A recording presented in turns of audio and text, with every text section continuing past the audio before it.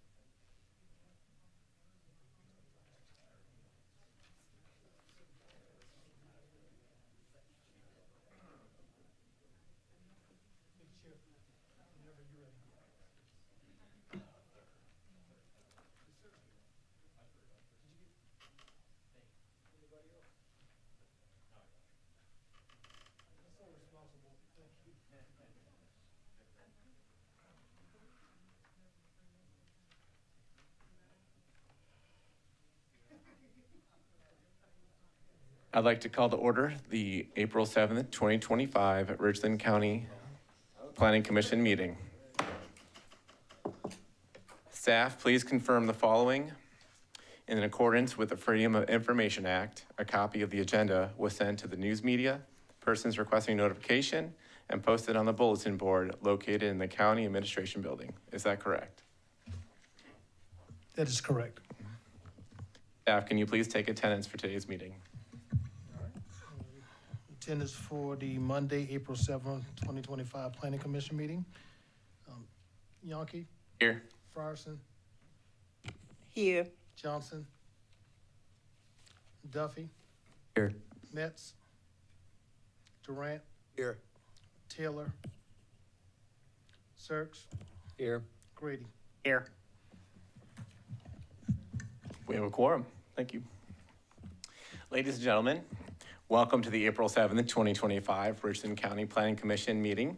As planning commissioners, we are concerned residents of Richland County who volunteer our time to thoroughly review and make recommendations to County Council.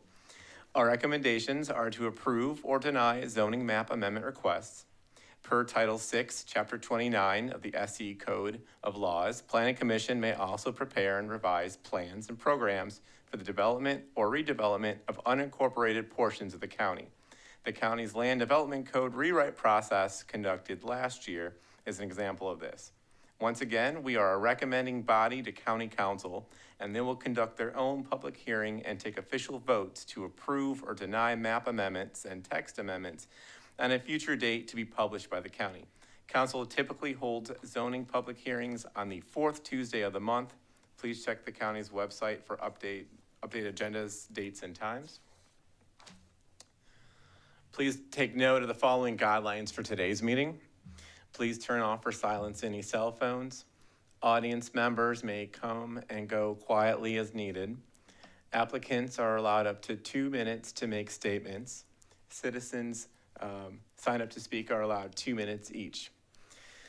Redundant comments should be minimized. Please only address your remarks to the commission and do not expect the commission to respond to questions from the speakers in a back and forth style. That's not the purpose of this meeting. Please no audience speaker exchanges. No audience demonstrations or other disruptions to the meeting are permitted, nor are comments from anyone other than the speaker at the podium. Please remember the meeting is being recorded, and please speak into the microphone and give your name and address. Abusive language is inappropriate and will not be tolerated. Please don't voice displeasure or frustration at a recommendation while the Planning Commission is still conducting business. If you have any questions or concerns, you may contact Richland County Planning Department staff down here below. This moves us on to number 3 in our agenda today, which is additions or deletions to the agenda. Commissioners, staff, do we have any of those? Hearing none? Yes? No, sir. All right, thank you, staff. Hearing none, we'll move on to number 4, which is the approval of the minutes from prior meetings. Staff provided us minutes for our March 2025 meeting.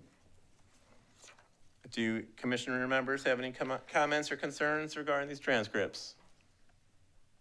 Okay, seeing and hearing none, the chair would like to make a motion to approve the minutes from March 3rd, 2025. Do we have a second?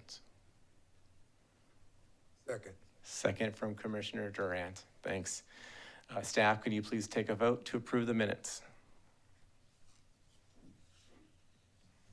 All right, those in favor of the approval of minutes from the March 3rd, 2025 Planning Commission meeting? Those in favor, Yonke, Aye. Frierson, Aye. Duffy, Aye. Durant, Aye. Sirks, Aye. Grady. Aye. All right, that motion passes. Thanks again, staff. This moves us along to number 5, which is our consent agenda, and I always like to explain it. The consent agenda is an action item that allows the commission to approve road names and map amendment requests where the staff recommends approval and no one from the public has signed up to speak against the amendment. And now in our packets, it says that the comp plan says compliant. No. Our vice chair reminded me that on our agenda, there may need to be a change. You did say that you provided us with February and March minutes, but I believe we approved those last month, didn't we, for February? Oh, okay, so we still need to approve the second half, and that was not provided this month Okay. yet, so, So, apologize, we'll get that to you. okay, thank you. All right, so the consent agenda. And no member of the commission is in need of further discussion on the request. Verify. Oh, let's see. Do we have road? So that was just a placeholder in Yes. case we had some, but we did not have any road names for No road today's names. meeting. Now, I want to ask the people in the audience, do we have anyone who has signed up against the first item today? Case number 24055, Winnett Way. I see we have against. Okay, all right. So that's gonna stay off of our consent agenda, and we don't have any road names. So, hey, this is different for me for once. We have no consent agenda to move along. Don't need to do a motion on that then, right, staff? Okay. So we'll just keep on moving. We'll go to the one I just mentioned. We are in our agenda right now. We're at 5B1, case number 24-055MA. And we'll flip it back to staff. All right, again, as stated, the next item is for case 24-055MA. The applicant is Stephanie Daniel. The applicant is requesting to rezone 2 parcels with a combination of 1 acre from R3 to GC, which is residential 3 to general commercial. The location of the subject sites is 101 and 105 Wanyet Way.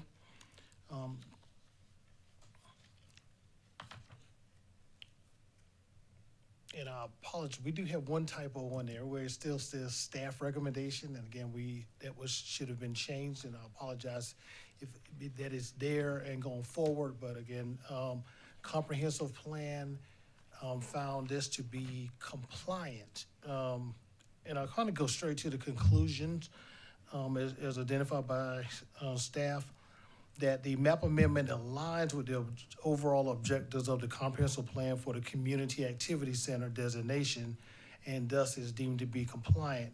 Rezoning for the parcel will allow for land uses that are consistent with the intended mix of uses in this designation. However, we'd like to point out that the proposal conflicts with policy guidance that seeks to buffer residential neighborhoods from more intensive uses. The policy aims to protect residential areas from potential negative impacts such as increased light, noise, and traffic by ensuring that higher intensity uses are located away from homes. Now, although the future land use map places the parcels within the community activity center designation, these boundaries are generalized and do not always account for specific physical dividers like roads. In this particular case, Aubrey Street functions as a natural separation between the commercial corridor along Two Notch Road, which is a 5-lane principal arterial with existing businesses, and the residential neighborhood of Royal Pines. Thank you, staff. Commissioners, do we have any questions for staff at this moment? No, hearing none. Commissioner Frierson, we have anyone sign up to speak? Yes, we have the applicant Stephanie Daniel. Come on down to the podium. Both of them are open. And please state your name and address, and you'll have 2 minutes to speak.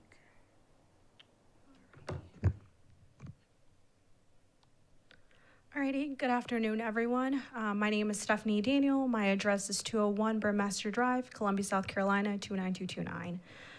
So I am here today in hopes of obtaining a favorable vote regarding the property again located at 101 and 105 Wynett Way, Columbia, South Carolina, 29229. So this acre lot is centrally located and surrounded by many businesses and homes. On this property, we hope to build our family business. A space that will certainly enrich the local community and residents in the area. Specifically, we seek to build a Hispanic supermarket to meet the needs of our community. This project is not just another building, rather, it's a project of hope and perseverance for my Latino family. Overall, I thank all of you today for listening to my proposal and certainly hope that a favorable vote will allow us to rezone this property, which will further allow me to advocate for the needs of my community. Thank you so much. Thank you for coming out tonight. Thank you. Next, we have Rebecca Nelson.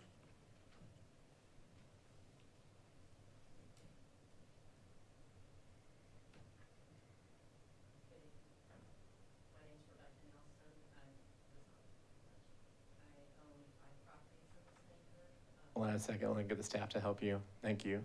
Thanks. I currently own 5 residential homes in this neighborhood that families live in. The property in question. Let's start again. I'm sorry, with your name and address. For Rebecca Nelson, 205 Wynett Way, Go ahead. is one of them. I own 4 others in their rental properties that families live in. This property in question is at the Buffer Road. We were assured when the Fresh Market came in and the other businesses came in that it would not pass that buffer. Children, actually, there's a bus stop right in front of this on the corner. It's already high trafficked from Aubrey where they're coming through for the businesses that are already located there. And I think that this is just not a good decision for a residential neighborhood. It is Royal Pines. It is a residential neighborhood, and it really needs to remain that for the safety of our children. Thank you. Thank you for coming out tonight. She's the last person that signed up to speak. Anyone else come a little late because of the rain and missed the sign up? No? Okay.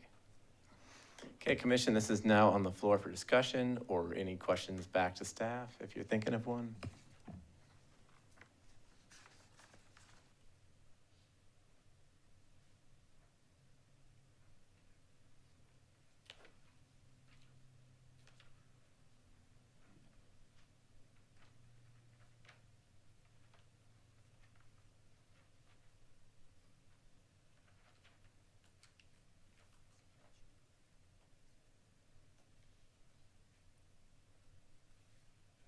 I would just say my thoughts on this one is this does look like a pretty well-established neighborhood. These are 2 parcels inside of a neighborhood. I can see how the comp plan could go either way.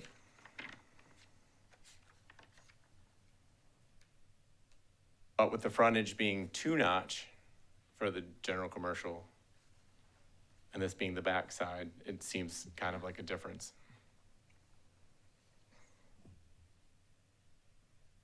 Thoughts, commissioners?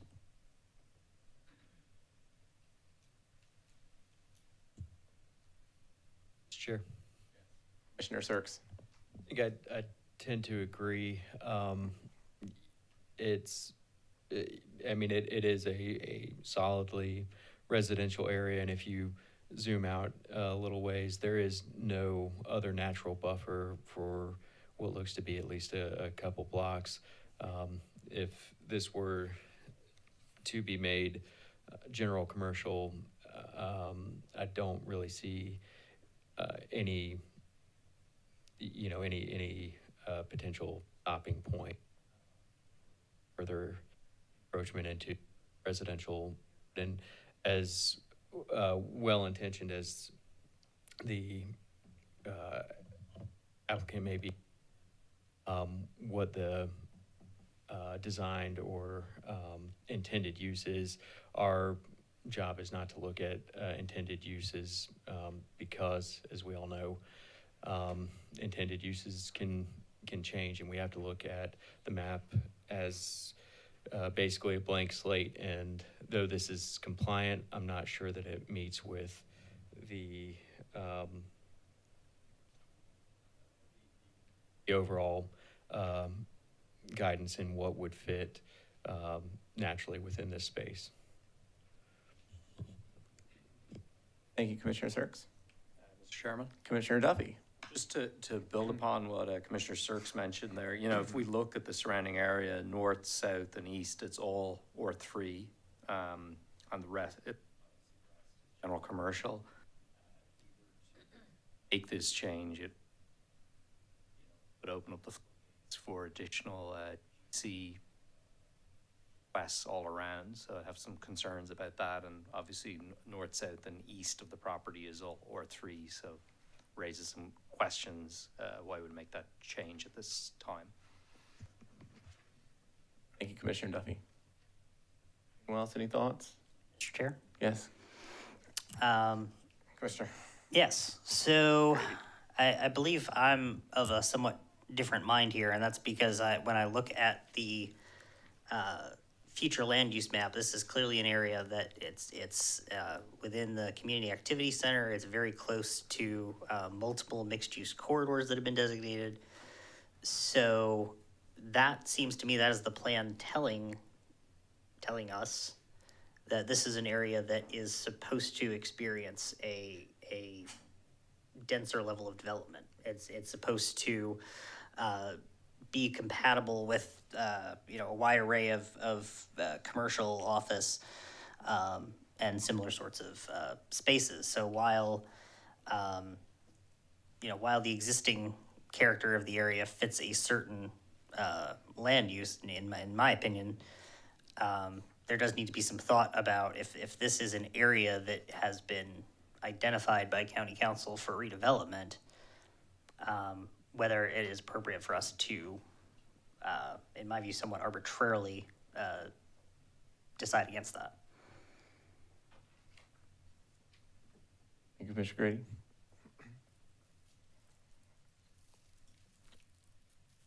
I think that's a good, valid comment. I would say, or suggest, with the FLUM map, the future land use, and it being economic node, when we looked at our zoning code last year, this area became an R3, which would be an area of denser residential. So there could be growth in a residential way versus general commercial going into this neighborhood. That's just what I see from the map.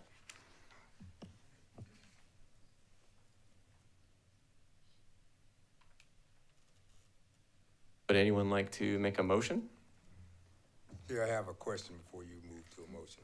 Yes, Commissioner Durant? Question for staff, actually. In your conclusion, you say the proposed map amendment aligns with the overall objectives of the comprehensive plan for the community activity center designation, therefore is deemed compliant with the intent of the comprehensive plan that all of these residential lots, you know, if they are open to rezoning to general commercial?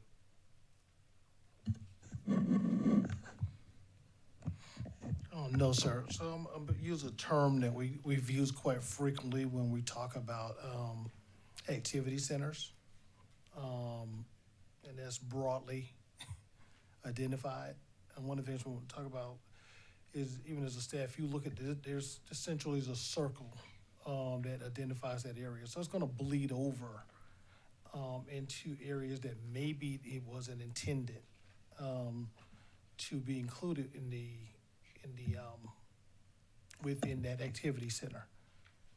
So that's why that's why it's been proposed to you. You know, you take a further look into this and to make a determination.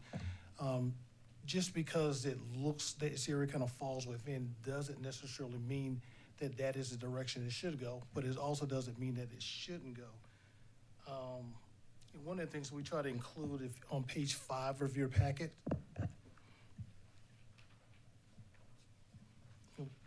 it talks about, you know, this is actually a section that we took from the comprehensive plan. And it talks about the purpose and use of the future land use map.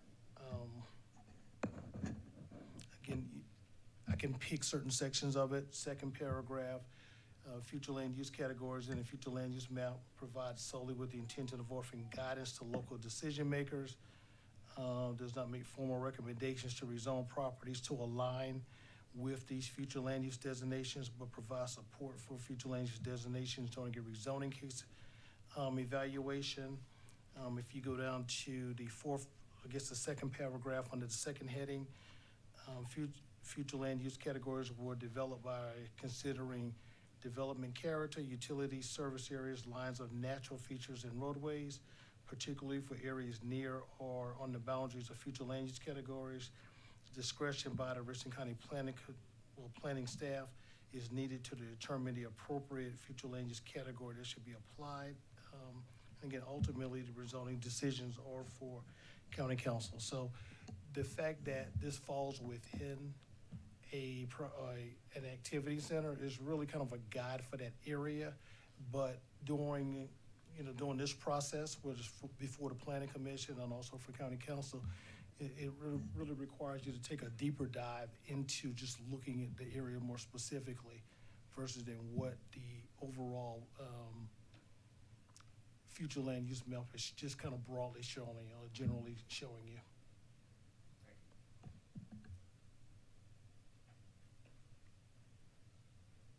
Thank you, Commissioner Durant.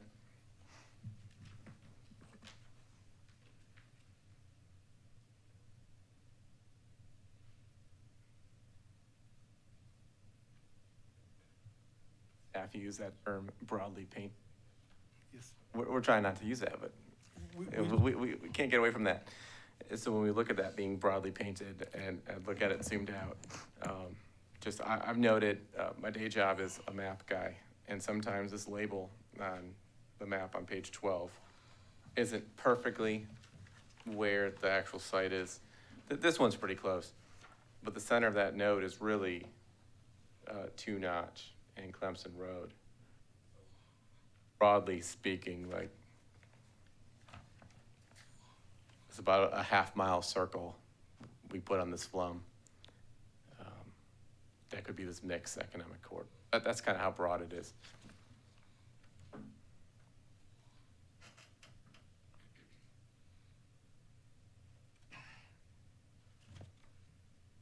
Commissioners, I'd be interested in a motion for or against. We would just get a vote going.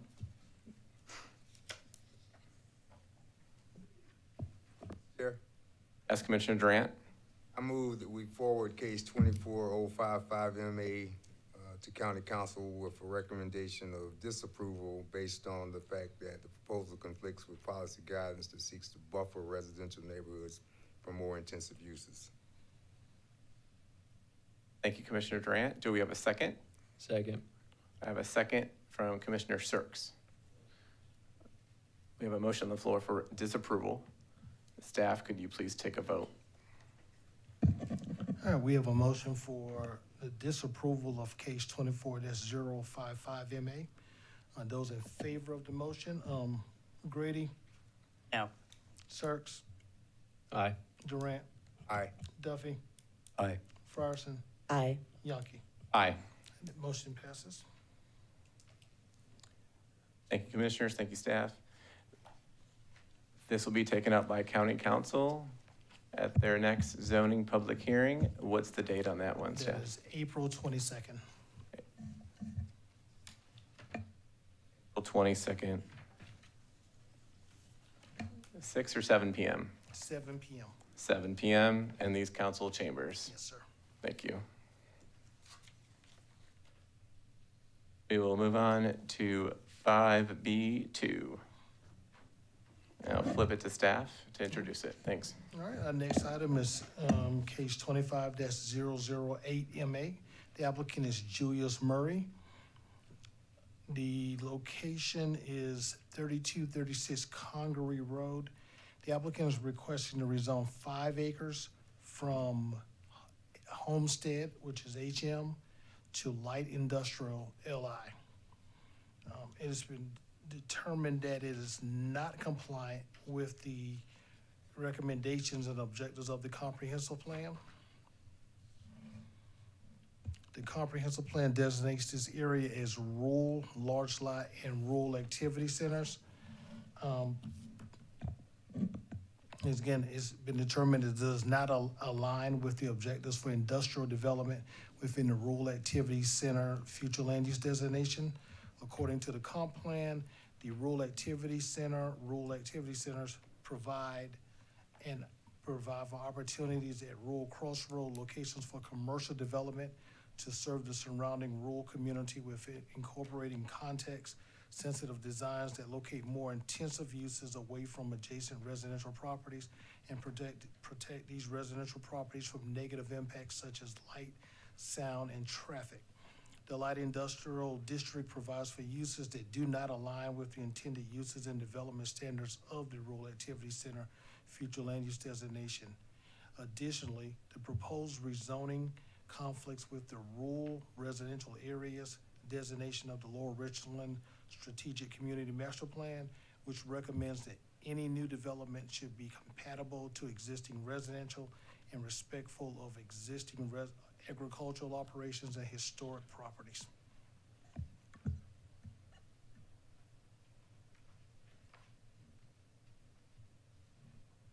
Thank you, staff. Commissioners, any questions for staff? Okay.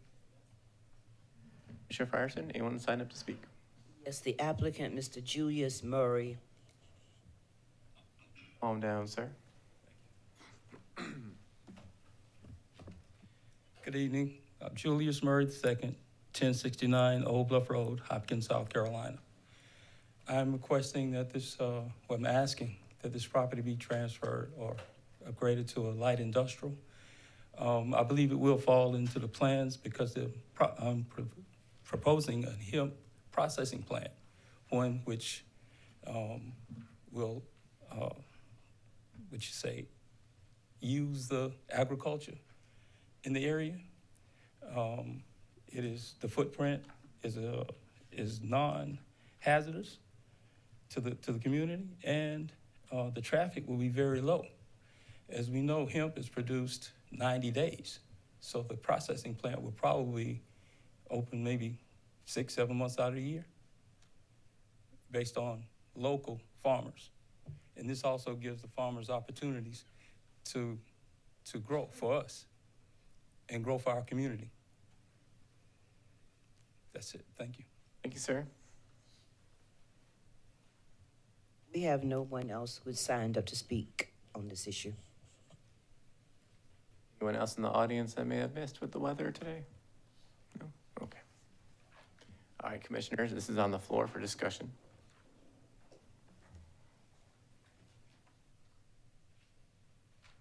I have a question for staff.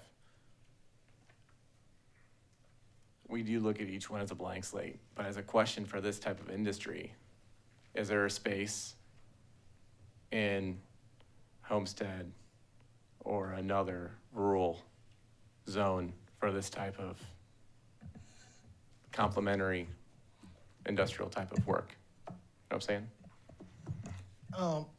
You know, looking at the, table 26-4.2B, principal use table for, land uses, use types allowed within the land development code, in short, the answer would be no. We don't have a category that this will fall under, the proposed use.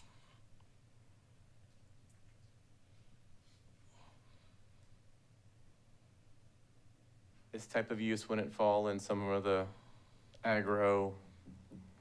not agro-tourism, but like processing. I think, when you get into the processing part of this is where it kind of leans toward the light industrial. Again, so we kind of have two things here, and I don't want to get off topic, because of what you have before you is a request for light industrial at this location, not necessarily what it's going to be used for. However, as proposals are brought before, whether it be staff or a planning commission, maybe even council, you know, maybe it is a time to kind of reevaluate and determine if maybe not necessarily the rezoning is needed to achieve a certain use, but rather an amendment to the code to allow the uses in certain zoning designations if it's not identified currently. Thanks, staff. Mr. Chair, Yes, Commissioner Durant? question for staff. If I'm looking at the maps of this area correctly, more than a half to 3/4 of this particular lot is covered by water, correct? What kind of body of water is that? Is that a small pond or lake? We'll pull this up. There will be wetlands. So the area that you see identified on your map and also on the screen before you, it represents that there's wetlands identified on this parcel. Is there any concern with changing this to light industrial, that whatever is developed there could harm the wetlands? Those would be taken in consideration during the time of application for development of the site, and which this would have to be presented to the Army Corps for their approval. Commissioner Durant? Any other questions for staff or comments? Mr. Chair? Yes, Commissioner Grady? I do recall there was another case somewhat similar to this. I don't know if it was last year or further back, but it was something similar. I believe it was somebody who wanted to set up a venison processing plant for hunters in the area. And we kind of ran into these same issues where we didn't want to rezone it light industrial because that would allow a whole bunch of uses. But the proposed use itself seems like it was compatible. So I believe I believe what staff recommended earlier is probably the right idea, where we need to identify uses that currently are listed as industrial but would be compatible with a rural community. And I think that's probably something that'll take a lot of work. But it's certainly a glitch that I think we've identified with several of these cases at this point. So I think I'll just kind of put that out there as a thought. But certainly I would have concerns about just allowing this to be any light industrial use. Thank you, Commissioner Grady. I kind of leaned that direction too, and I remember that case as well. You remember the case? All right, we remember.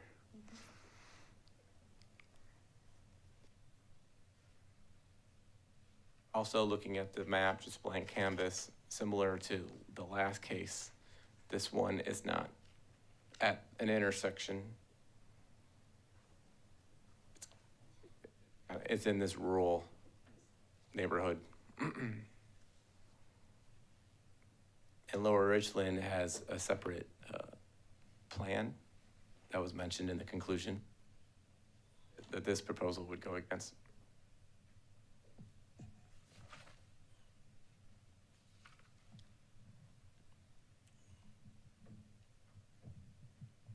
Commissioners, any motions? Here. Yes, Commissioner Grady? I would like to move that we advance case 25-008 MA to County Council with a recommendation for disapproval. Thank you, Commissioner Grady. Do we have a second? Second. Second from Commissioner Sirks. Okay, staff, we have a motion for disapproval. We have a motion for disapproval of case 25-008 MA. Those in favor of the motion, Grady, Aye. Sirks, Aye. Durant, Aye. Duffy, Aye. Frierson, Aye. Yonke. Aye. All right, that motion passes. Thank you, staff commissioners. I believe this one would also be taken up at the next zoning public hearing, Yes, sir. April 22nd, 7 p.m., same location. Yes. Thank you, sir. That's Thanks for correct. coming out. Excuse me, Mr. Chair. if Yes, you go ahead, would, staff. Just before we get to the next case, I kind of would just like to take a chance to kind of elaborate on something that Commissioner Grady stated, and thank you for kind of almost a reminder of that. And he's correct that I think either just prior to or during when we were reviewing the land development code, the one that we're currently operating under, we did have a case where there was I guess deer processing. You remember that also, Ms. Frierson came in, and it was kind of it was in a rural area, which when we had the rural zoning. And so there was some discussion about having a use such as that, allowing that in the rural area. And so we kind of put off that rezoning request until such time we had the new land development code. And so I was looking within our code currently, and under manufacturing, assembly, and fabrication intensive, within that definition, it does include animal food, animal slaughtering, and processing, among other uses. However, it is allowed under the AG zoning designation, which is agricultural, versus the current, the zoning of the current request, which is homestead. So just wanted to let you know that there is a category that potentially could allow, and there are other uses within there that may accommodate this. However, it is limited to the agricultural zoning designation at this time. Thanks, staff. We're going to keep rolling to 5B3. All right, our Go ahead, next, staff. all right, sir, thank you. Our next item is case 25-014 MA. The applicant is Gail B. Grayson. The applicant is requesting to rezone 4.89 acres of land designated homestead, HM, to RT, which is residential transition. The location of the parcel is at 11321 Monticello Road. According to the comprehensive plan, it's been deemed to be non-compliant, the request for the RT designation. As the request falls within the rural large lot designation of the Richland County Comprehensive Plan. According to the plan, smaller lot subdivisions are not an appropriate development type. The requested zoning allows for a minimum lot size that does not support the recommended or desired land uses for this designation. Additionally, the proposed map amendment is inconsistent with the residential agricultural guidelines and recommendation for this area. While the requested map amendment does not comply with the rural large lot designations recommendations for this area, its approval would permit lot sizes and uses that are consistent with the character of parcels in the nearby area.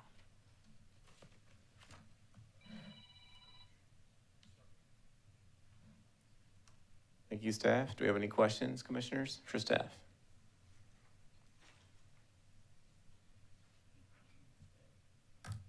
None? Commissioner Frierson? Okay, the first person is the applicant, Gail B. Grayson.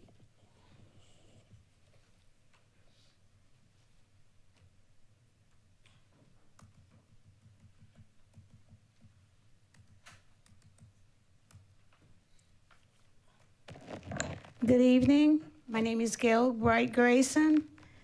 My address in Upper Richland County is 11321 Monticello Road. We're just a stone's throw from the Fairfield County line.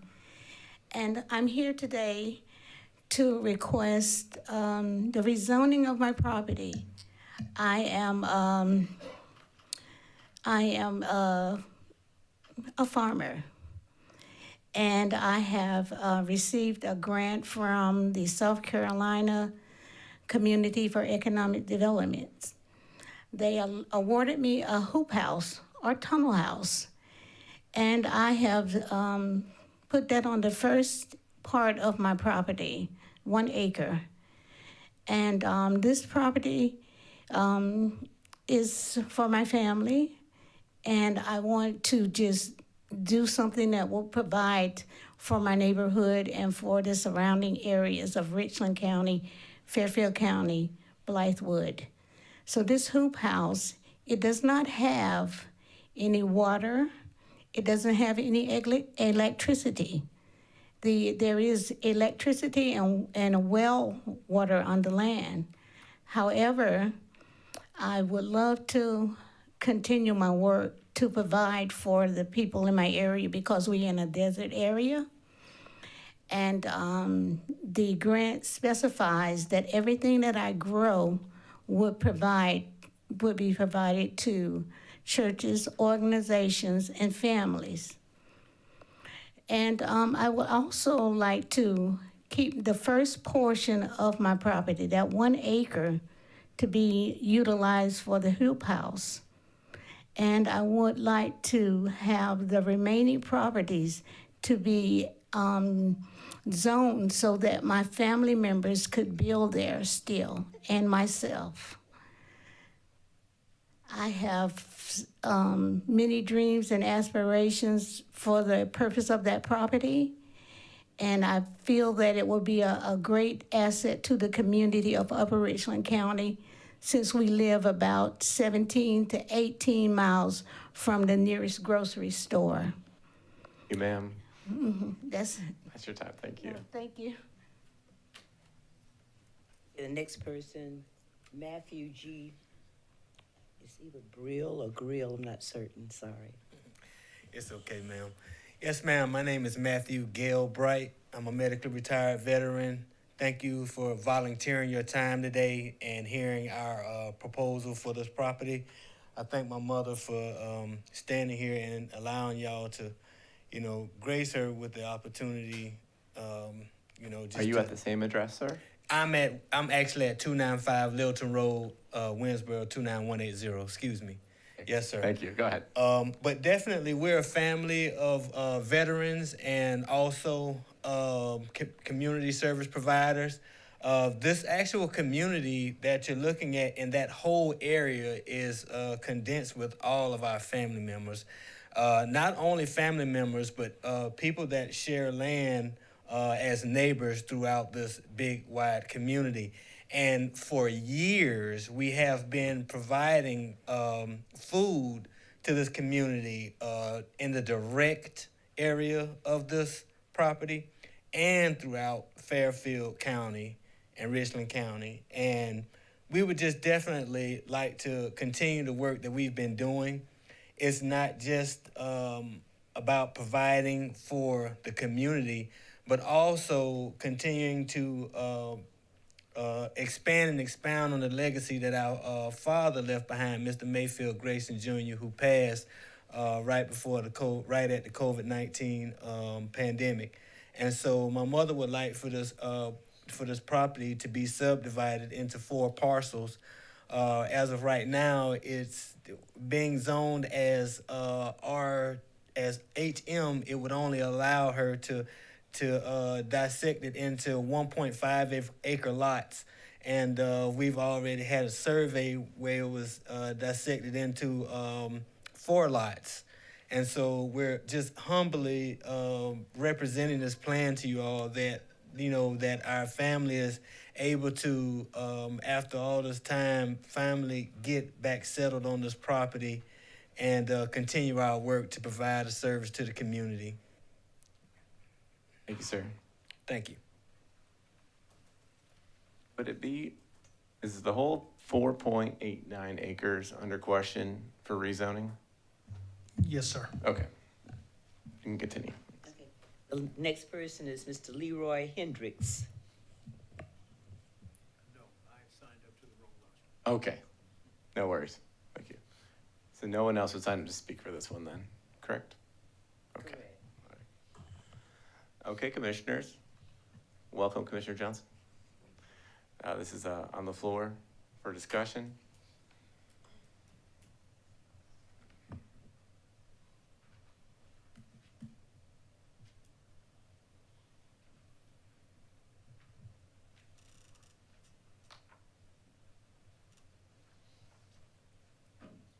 Mr. Chair. Yes, Commissioner Grady. So I believe, again, a little bit of deja vu here, because I believe we had a case somewhat similar to this, where it was deemed non-compliant. And I think I said something to the effect of a 1 acre lot seems like a large lot to me. So I would, this certainly does not seem like a request that is at odds with the overall goals of the plan as I see it. So that can be expressed as a motion if no one else has anything to say, but I want to throw it out to the group. Thank you, Commissioner Grady. I lean in that direction as well, but I would also like to hear comments from the group.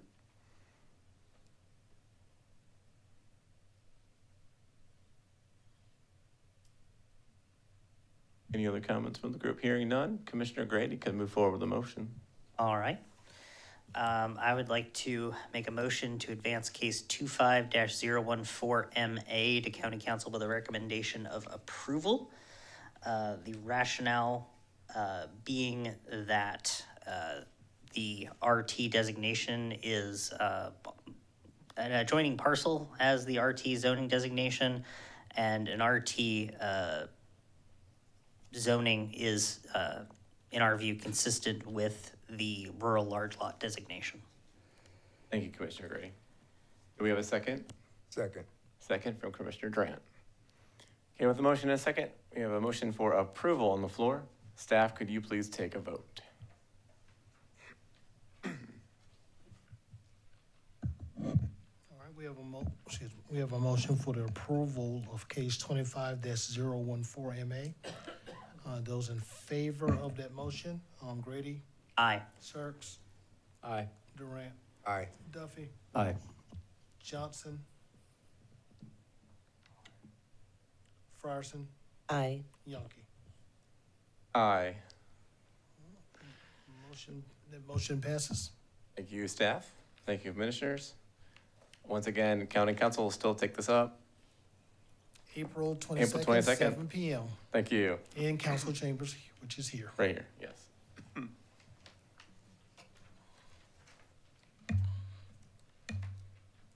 Audience members, again, are welcome to stay or leave whenever they like. Careful on the weather. All right. We'll keep moving on. All right, next case is, next item, excuse me, is case 25-015MA. The applicant is Mark Glenn. The applicant is requesting to rezone 4 parcels, which consist of 9.83 acres from, there's a mix of zoning designations of RT, residential transition, and HM homestead to light industrial, LI. Comprehensive plan views this as being non-compliant with the objectives of the rural large lot designation of the comp plan, which this is located within. While this designation allows for light industrial uses that support land conservation efforts, particularly those protecting prime agricultural lands and important natural resources, the requested zoning permits a level of intensity and development standards that do not align with the recommended or desired land uses for this designation. Additionally, the proposed map amendment is inconsistent with the residential agricultural guidelines and recommendations for this area. Approving the request would not only allow the permitted uses in the LI district, but also remove the non-conforming status of 3 of the 4 subject parcels which are already developed, enabling the expansion of existing structures and uses.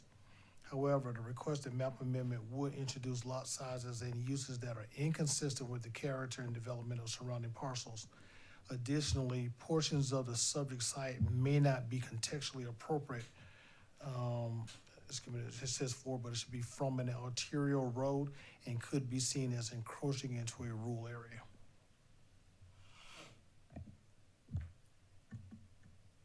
Thank you, staff. Any questions for staff? I have a question. So there's businesses operating non-conformingly right now? That is correct. They've been there since before the new code? Yes, sir. And any action today, will that affect their business license and whatnot? As stated previously, approval of the request would allow for, potential expansions of the structures and uses on the site. Would also allow for new uses to be introduced. Denial of the request would leave these parcels within a non-conforming status, which means they will be allowed to operate as is. However, future expansion of the structures and uses would be prohibited. Thank you, staff. Frierson? Okay, the first person who has signed up to speak is the applicant, Mr. Mark Glenn.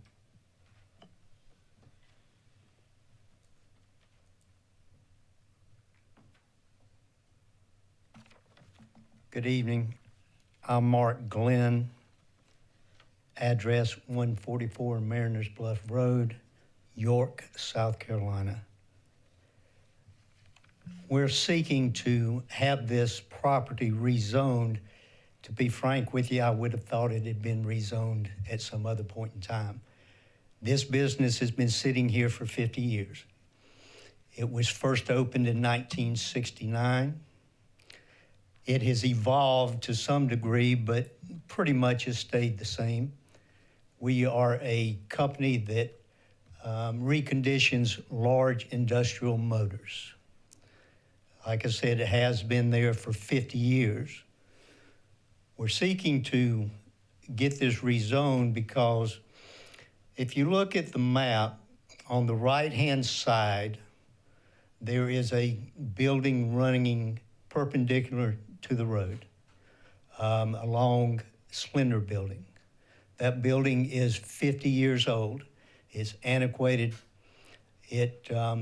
I'm sure the electrical, we're electricians, by the way, is not in compliance, but we want to build a building in between those two to replace that antiquated one.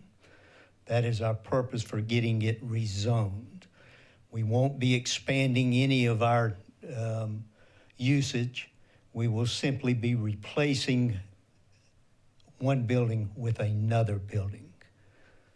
I'm not sure, I heard just a second ago that if it's not approved, that we're still able to operate out of conformity.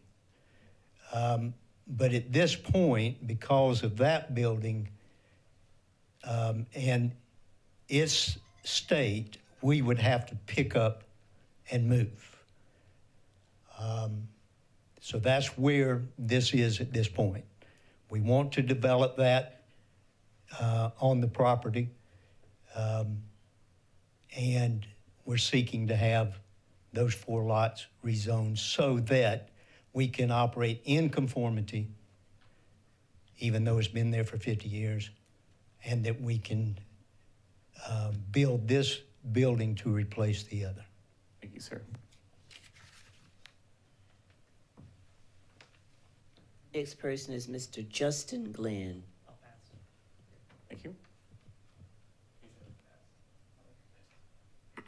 Mr. Leroy Hendricks.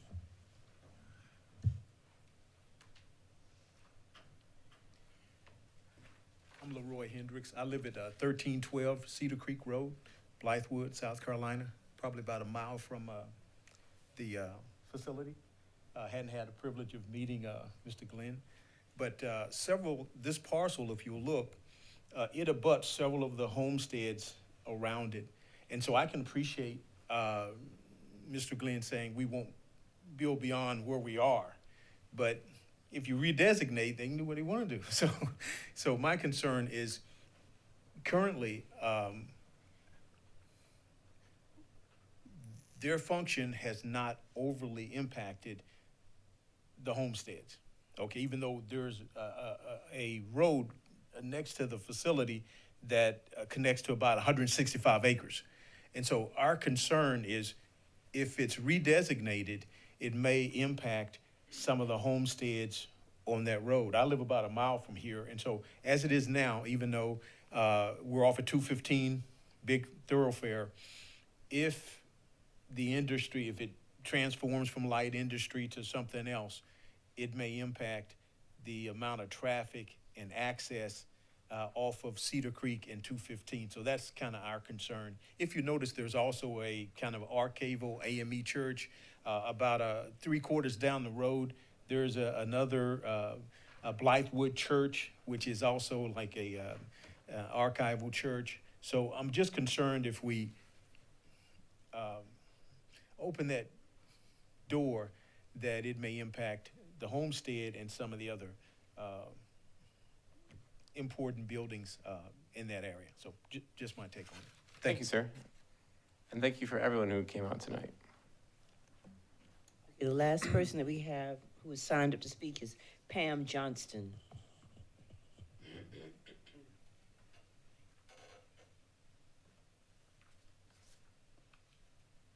Good evening. My name is Pam Johnston, 419 Mount Valley Road, Blythewood, South Carolina. I know where this parcel is. I grew up right behind it. My dad still lives there right behind it.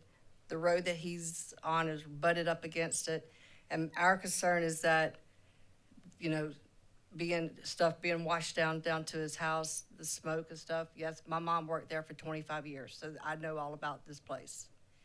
And we're just concerned about the building and everything. I mean, but as you can see back here in the back behind it, right in this area, that's his house. He lives on a well, he has 2 ponds, and he has health problems. So our concern is everything that goes on right now in the shop area. Because we drive by it every day when we go down his road. His road butts up to the property. You know, so that's our concern and his concern as well. You know, but he's against it, I'm against it. Like I said, I grew up there, and you know, I know all about it. Thank you. Thank you. She was the last person who signed up to speak on this matter. Thank you, Commissioner Frierson. Okay, commissioners, this is on the floor for discussion. We can always go back to staff for more questions.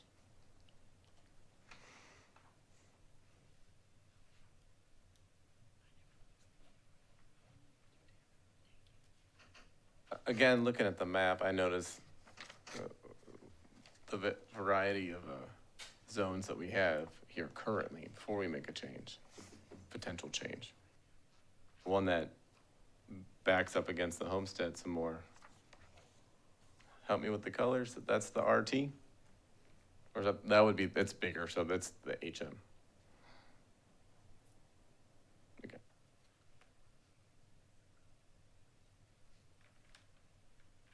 I'll point that out, thanks.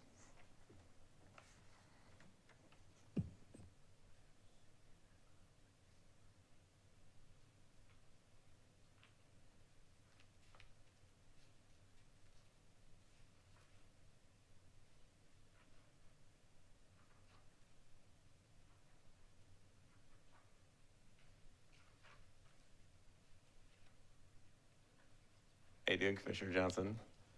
The chair look.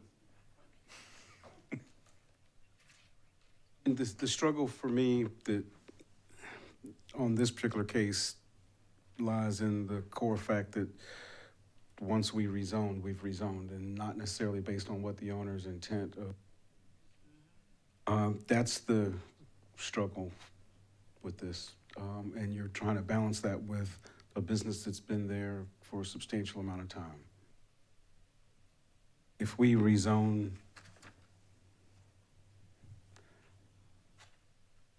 almost 10 acres, it's light industrial, and just looking at what's around, that there's not similar light industrial immediately adjacent that I see. Or something relatively comparable.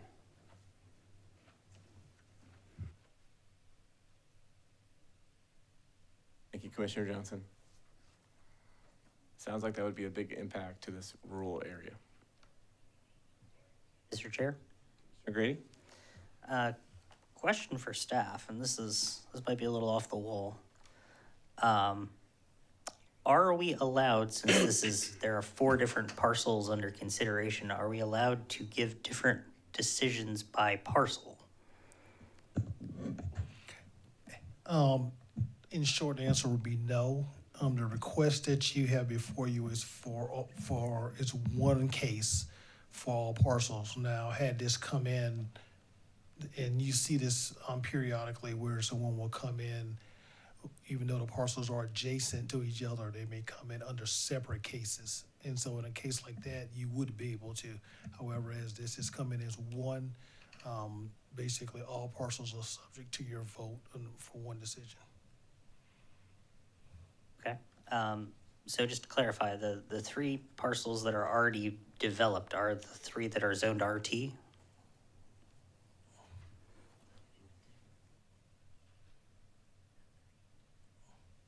Click the other piece.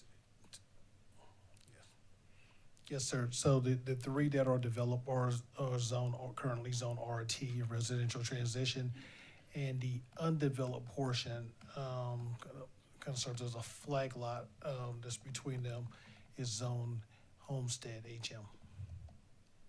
Okay. The reason I raised that question was I was contemplating the fact that those 3 are already developed, whereas if we authorize the 4th parcel to become light industrial, we are essentially increasing the footprint of the existing facility. Not to mention that, again, if it is zoned light industrial, it can be used for any light industrial use.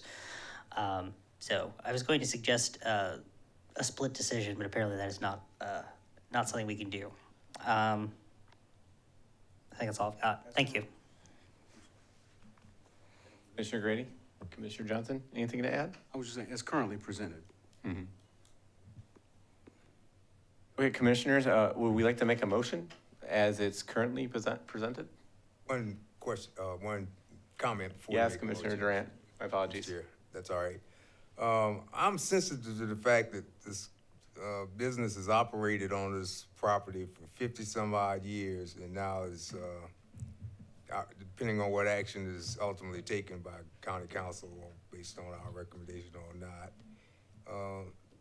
they would be harmed if this request is not approved. So I just wanted to put on the record that I am sensitive to the fact that they've been there a number of years, and just seek to continue doing what they've been doing, and get in line with the zoning requirements of that area. Commissioner Durant.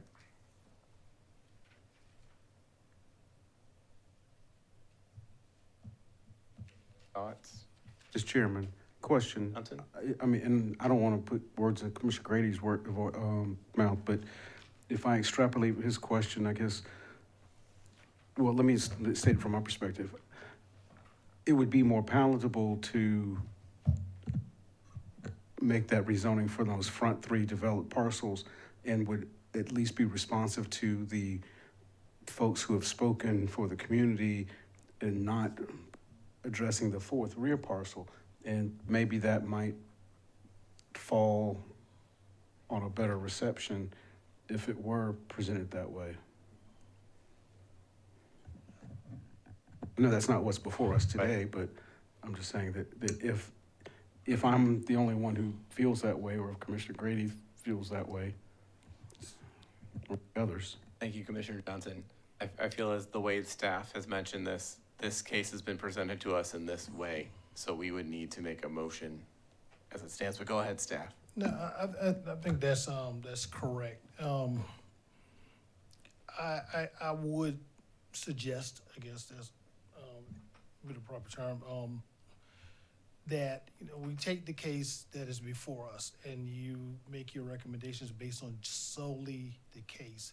I feel that, maybe some of the discussion could be viewed as saying, if you make these changes, we would approve. And that has occurred before. I think that that the decisions that you make, will leave to the applicant to determine whether they will go forward or make any changes prior to the zoning public hearing. But however, I would just caution, any conversation that may lend itself toward what you would be willing to approve.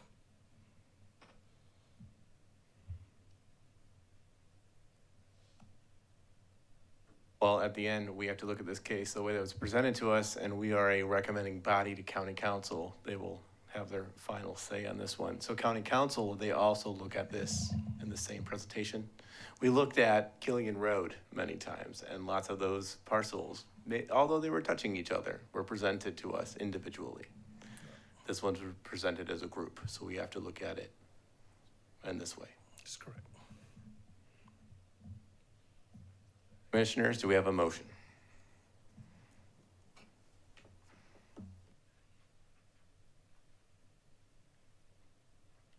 Mr. Chair, Yes, Commissioner Grady. I would move that we advance case 25-015 MA to County Council with a recommendation of disapproval. Thank you, Commissioner Grady. Do we have a second? Second. Second, Commissioner Sirks. Okay, staff, we have a motion for disapproval. Please take a vote. Again, we do have a motion for disapproval of case 25-015 MA. Those in favor of that motion? Grady, Aye. Sirks, Aye. Durant, Aye. Duffy, Aye. Johnson, Aye.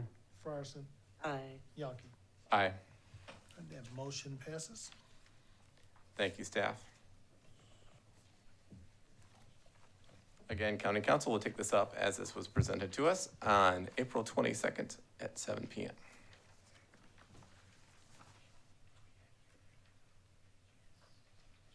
Okay, staff, we'll keep on moving. All right. Case number 5. Our next item is case 25-016 MA. The applicant is Helen Bryson. The location is 1036 Langford Road. The applicant is looking to rezone 1.82 acres, which is a portion of the parent tract, from HM, which is homestead, to RT, residential transition. According to the comprehensive plan, this is deemed to be non-compliant. The proposed map amendment is not compliant with the objectives set forth in the comprehensive plan for residential development, which is this falls within the neighborhood medium density future land use designation of the comp plan. According to the comprehensive plan, the neighborhood medium density designation is intended to support medium density residential neighborhoods and neighborhood scale commercial development designed in a traditional neighborhood format. These areas serve as a transition between neighborhood low density and more intense residential high density environments. The plan also emphasizes creating medium density residential neighborhoods with a mix of residential uses and densities. The RT district does not support the uses and development standards of the neighborhood medium density designation, which prioritizes, higher densities and smaller lot sizes.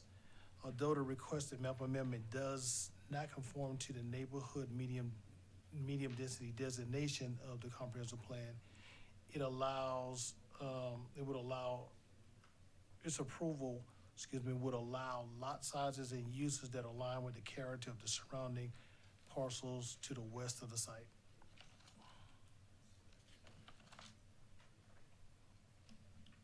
Thank you, staff. Do we have any questions for staff? Is the recommendation non-compliant because it's not dense enough? Yes, sir. Okay.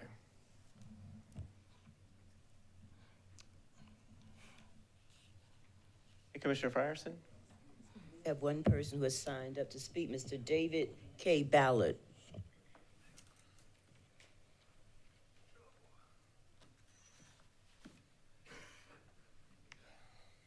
Good evening. I'm Dave Ballard, 1333 Bear Creek Road, Blythewood, South Carolina, 29016. I'm here to speak on behalf of the owner. The intent of what they're trying to do is, well, let me start off. On the two properties that are shown there, the larger property and the 1 acre square property, there are 3 sisters that live on those 2 properties, and they are desirous of building a storage building for the 3 sisters, for the families. But HM zoning only allows a 1,200 square foot or lower storage building, and RT zoning for the 1 acre, which is RT, only allows a 1,200 square foot, and they're looking to build a little bit larger footprint than that for the storage for the 3 families. Okay, so what we're trying to do is zone that 1.85 acres RT and join it with the 1 acre, so it will be a 2.85 acre parcel. But in order to do that and to get this storage building, we have to do the zoning first. So it's steps, but that is what we are trying to accomplish, and I hope that offers clarity in why they're trying to rezone that property. Okay. Thanks, sir. I have no one else who has signed up to speak. Thank you, Commissioner Frierson. This is now open for discussion. Commissioners?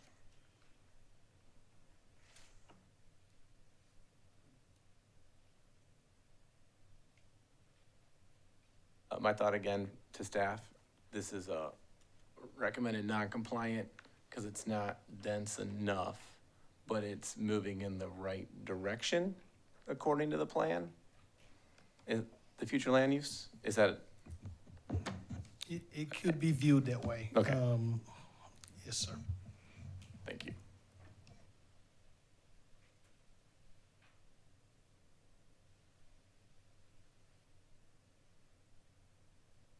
Thoughts, commissioners, motions?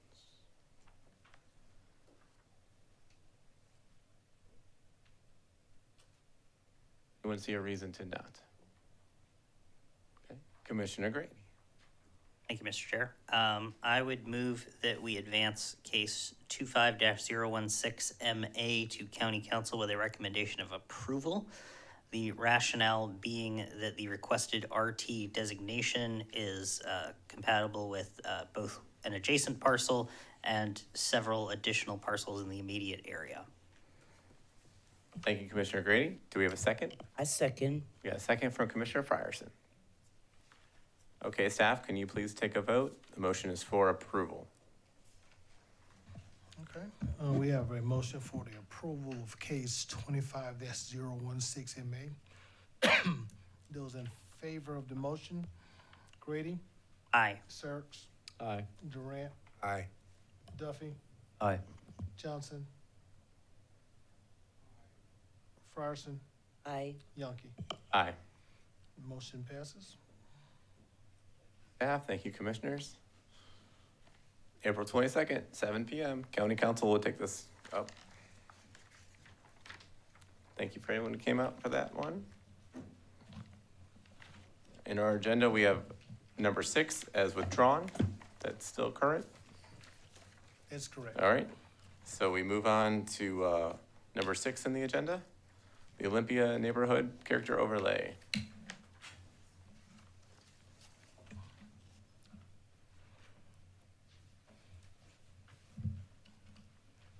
We're given an additional handout on this one. Commissioner Johnson, did you get one? Do you have another copy?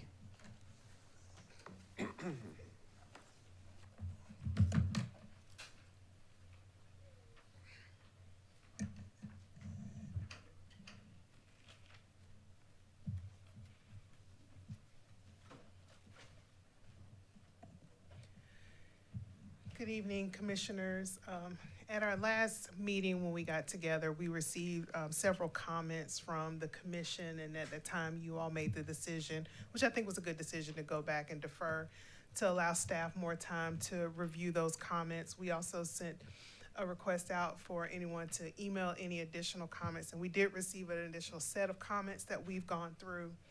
And in the package that you received before the meeting included the updated changes, which are in yellow, or the red strike through. And then we also gave you one copy that included the comments we received in our response. So that way you can see a cleaner copy and one that also has the comments.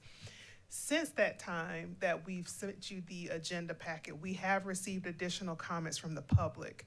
Those comments are not included in your packet, and we've been looked at by staff, but we have not incorporated any of those recommendations or suggestions into what you have received. So we will still proceed with giving you an update today on what changes were made based off the comments we received from you all, and then give you an update on a little bit of what we've received from the public. But we also will be open to the recommendation if you want us to defer a vote until those comments could be incorporated as well, because we did not have the chance to get those fully incorporated before meeting with you here tonight. Also want to let you all be aware that County Council approved first reading by title only for a moratorium on new development, rezones, and demolitions in the Olympia Mill District until the neighborhood character overlay is adopted.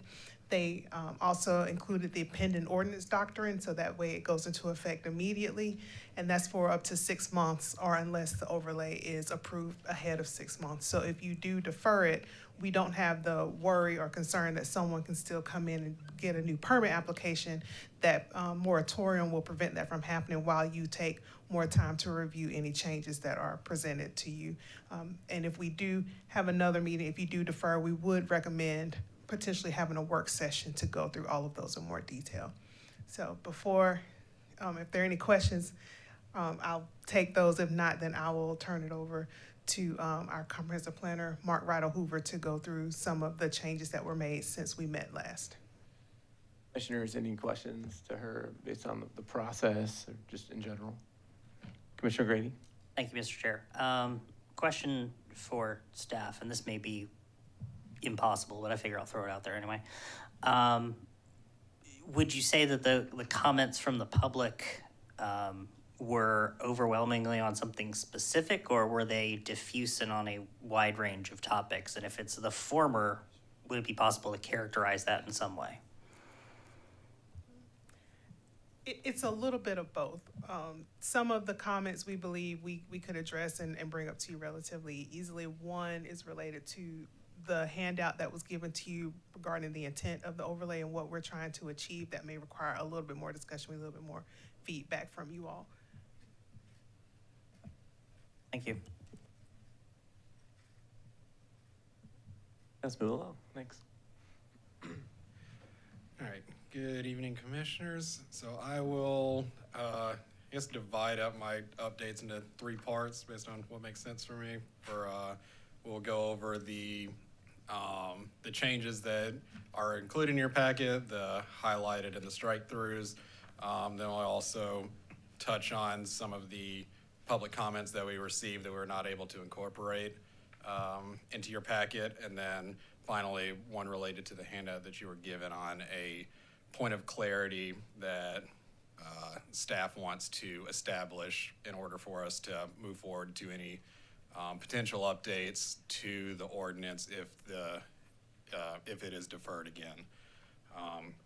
So in regards to the changes that were made based on comments from Planning Commission last month, you'll find those highlighted in yellow and with the strike-throughs. For the most part, the main points that we wanted to address involved clarifying some language, as well as addressing specific points mentioned in comments. So you can see some of the main points on the first page. We included the purpose statement, which helps it conform with other zoning districts in the Land Development Code. Other major changes to the overview of the ordinance are that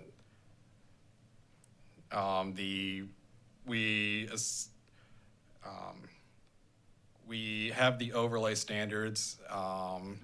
We are trying to contain them in that they are applicable to features that are visible from the public right-of-way. This is standard for these types of architectural overlay designations, so that's something we wanted to point out in the applicability section, as well as we adjusted the boundaries of the overlay in a way that more properly reflects what was the historic district. So we took the map from, rather than the map we previously had, which was tied to the Capital City Mill District Master Plan, we tied it instead to the map that's logged in the National Register of Historic Places, which has some exclusions from the previous map for parcels that were not included in the historic neighborhood. As far as language in the standards themselves, a lot of the points that we made were for clarity. Another section that is on the first page in section 3A and then 3, that additions to non-historic structures shall not increase the total floor area by more than 25% based on the floor plan at time of adoption of these standards. This point is one of the methods that we added to the overlay as a way to further the purpose, the part of the purpose statement which seeks to encourage any change, whether through renovations and such to contribute to the architectural character of the neighborhood, as a way to prevent non-contributing parcels from overwhelming or being treated too differently from those parcels that contain historic structures. Another big point that we tried to incorporate, which was based on comments from Commissioner Grady last time in regards to materials and the difficulty that might come about trying to replace or build with specific types of materials which may not be as efficient or as affordable.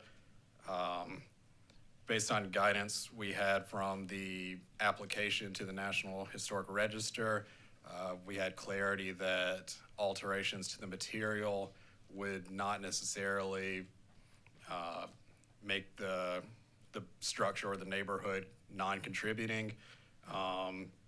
So that gave us some leeway to expand our language in the ordinance to allow not just materials that match the historic ones, but also ones that simulate the look so that the aesthetics are maintained while not constraining, overly constraining the materials that are allowed in the ordinance.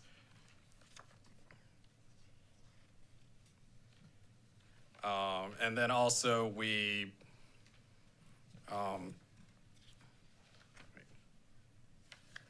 removed a lot of redundancies that are covered from the underlying zoning. So things like the language about chain link fences, as well as the language about parking requirements. These are a lot of points that are already covered by the underlying zoning, so that we remove those from the overlay to not be redundant with the underlying zoning, which would still apply in those cases. Do you have anything else from the And so moving on to the comments that we got from the public that we were not able to, we discussed it as staff, we're not able to incorporate them and prepare them for planning commission ahead of time, but that we do believe raised some very important points that we will need to go back into address. As I mentioned before, one of the things we added in is that public right-of-way stipulation of the overlay. From that, we have the discussion and comments of many standards within the overlay still touch on parts of the structure that would not be visible from the right-of-way. So we believe as staff we need to go back and look through whether that is something that would be enforceable considering the constraints of the overlay being restricted to the right-of-way. So things like building footprints, additions, and such that could be done in a way that is not visible from the right-of-way. Currently, the way our language for the standards are written, those would not be allowed under certain standards. However, for the language that the overlay is only applicable for features from the public right-of-way, we see that as a contradiction that we would need to address.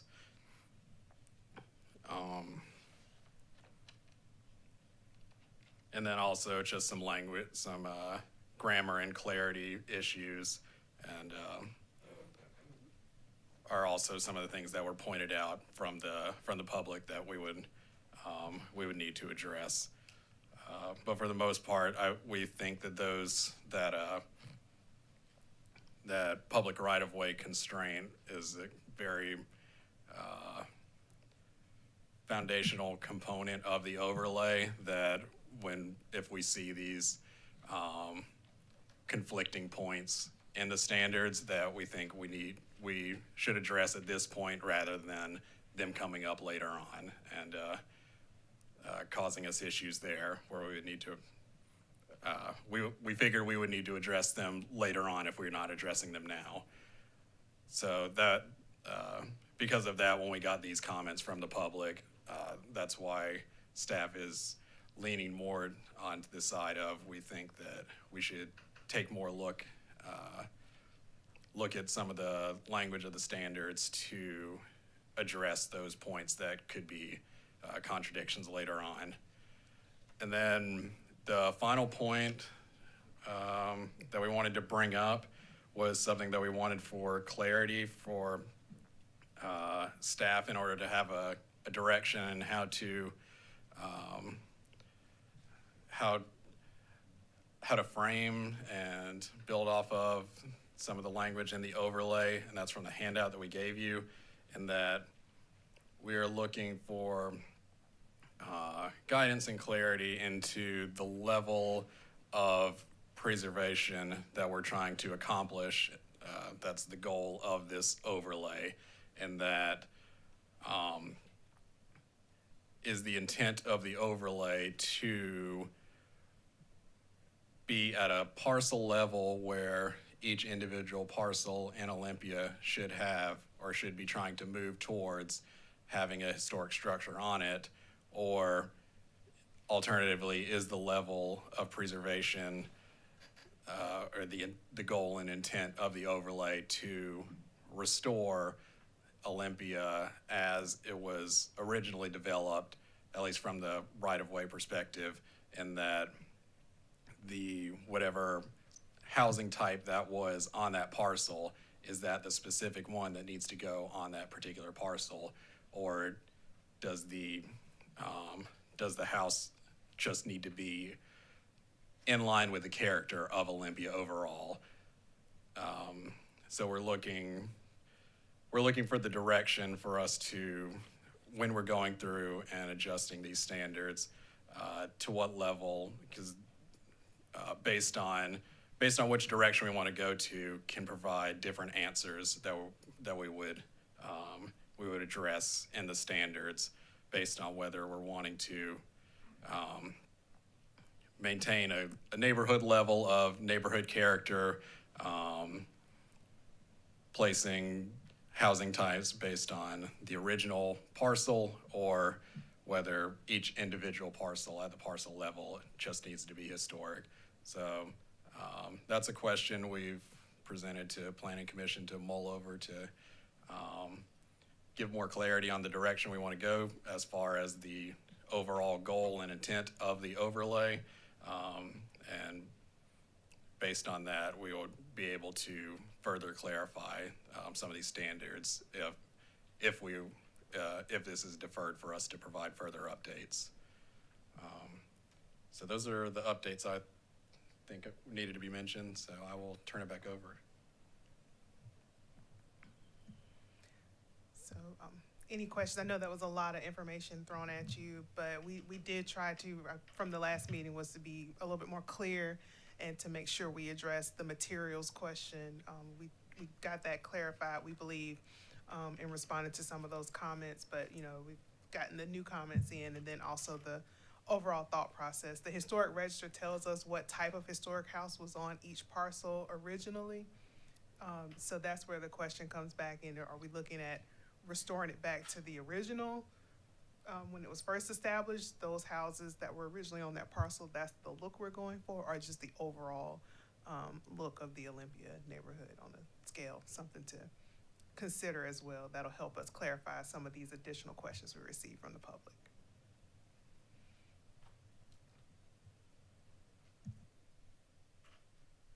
Thanks again, staff, for this thorough explanation and all the hard work you're doing on this. Commissioners, do we have any immediate thoughts or questions? And how would you like, you're giving us some time to mull over this, especially this additional handout. How would you like our comments? I think we did an email format last month. Did that work? That did work, but again, if it is deferred, we would suggest having a work session. We can do it immediately before this meeting at, say, around 4 o'clock or 5 o'clock, to give time to go through specifically all the comments that we receive from you, and if we receive more from the public. And that way, when you go into the regular session meeting, you've already kind of discussed all that, and you can proceed to vote in which way you feel, having had the chance to discuss it without having to go through all of the previous map amendments that may be on next month's agenda. That's to me, thank you. Thoughts, commissioners? Chair, just clarification for me on the last point you asked for the commissioners to weigh in on is whether you require a house to be built just like the original house that was on the lot, and then you said, or something that's keeping in character with the neighborhood. What exactly is keeping in character with the neighborhood? So for instance, in the style guide and the recommendations for the character overlay, there's different housing types. So there's the old hill housing types and then the new hill house types.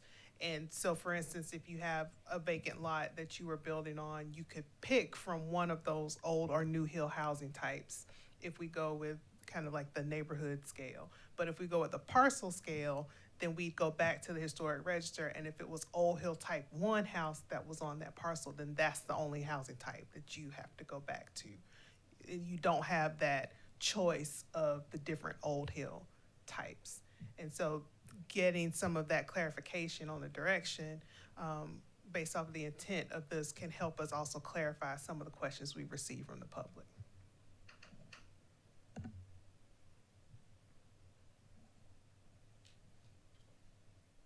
Commissioner Durant, a good explanation? Yeah, great explanation. On first blush, it just seemed requiring the builder to put something that was exactly like what was there before is much more of a pain than just keeping in with the character of the neighborhood.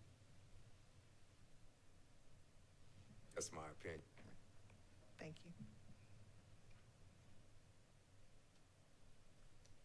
Any thoughts, commissioners? Are we looking to make a motion of deferral tonight? Is that what we're being asked?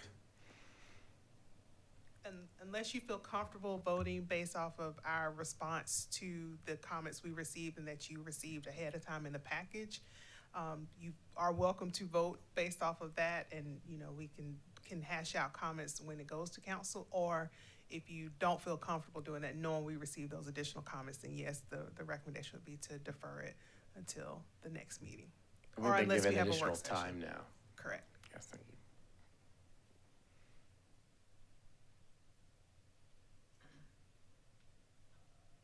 I like having that additional time to think through this and do this first one the right way.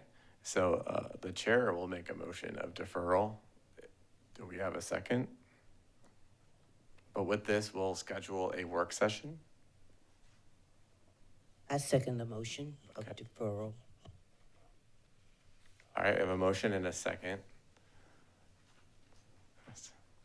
Do we have people in the audience who want to speak on this? No. To sign up to speak. Do we have a sign-up sheet for this? Okay. First person is Viola K. Hindley. Come on down, my apologies. Oh, no worries. Mhm.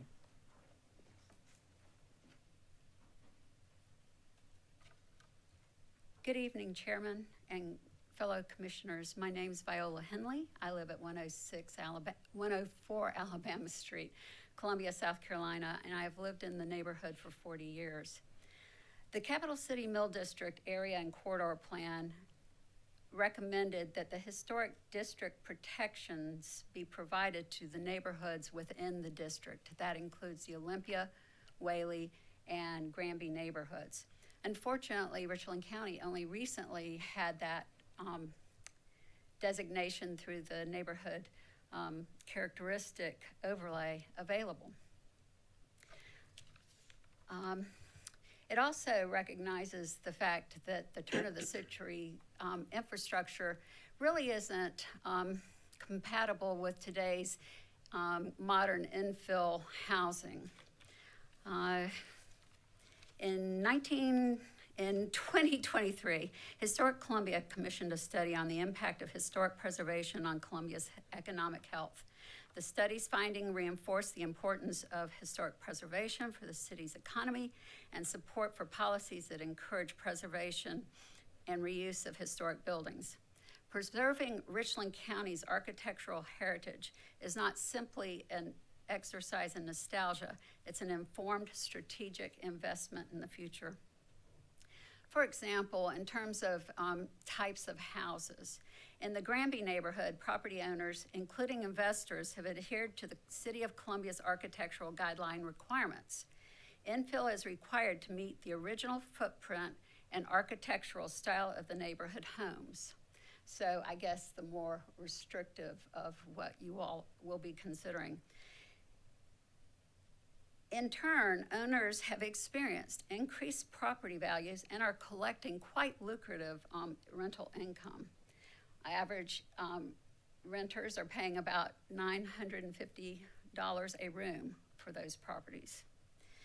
For these reasons, oh, by the way, I'm also representing We Are Olympia and also the Mill District Alliance. We support your taking time to give this extra thought. Thank you so very much. Thank you, and thank you for sticking around a little bit later tonight. Mr. Chairman, Yes, will the speaker, Commissioner Johnson, recognized. ma'am,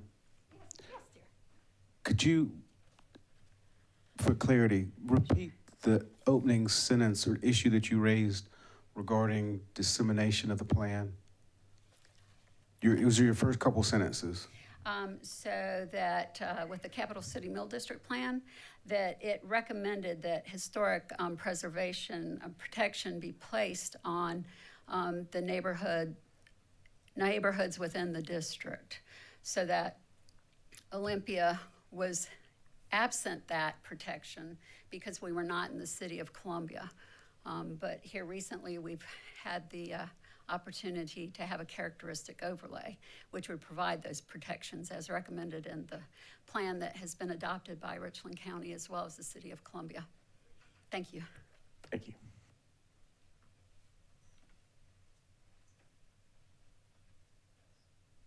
We also have Matt, and I'm not sure the last name, I'm not sure it's Aaron. Thanks for your time tonight. Thanks for hanging in there tonight. Very informative Go session. ahead, sir. So I would urge, I'm sorry, Matt Name and Carroll. address, yeah. Matt Carroll. I have multiple addresses in the Olympia neighborhood. I live in 1118 Blake Drive in KC, South Carolina. So I would urge deferring also, which it sounds like that's the direction it's going. I think there's public comments, a lot of the public comments that were talked about were probably my comments. I think there's a lot of contradictions in the ordinance as it currently, or in the overlay as it currently stands. I think that there's a difference in old and historic, and I think, you know, in talking about the two different types, whether it's going to be restrictions on neighborhood or it's individual lots and having to go back with exactly what was there, I would encourage you to think about that. And you know, I'm all for historic preservation. I've been involved in some of the other neighborhoods in the historic preservation. However, I think when it gets too restrictive, it can have a negative impact on a lot of things. You know, I think building materials and things like that are easily regulated and easily adhered to by builders and developers and renovators. In my experience in most of the other districts around Columbia, that's what the main requirement is that it's got to be hardy plank, it's got to be, you know, wood windows or hybrid windows. But when you get into having to be the exact same floor plan as the house across the street, or the exact same floor print as the house next door, or limiting the size based on, you know, the other houses on the street, I think that becomes really restrictive and has a negative impact.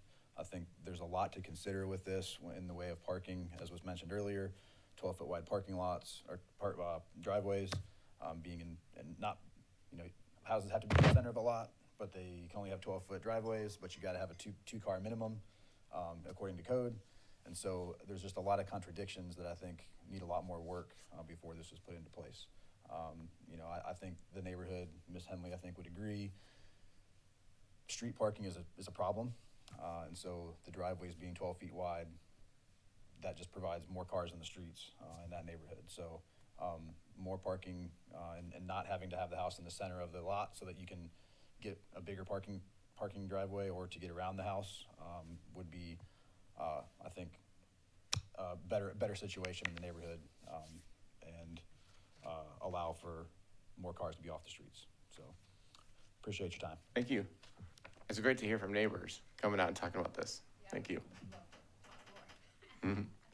So we have the motion on the floor for deferral.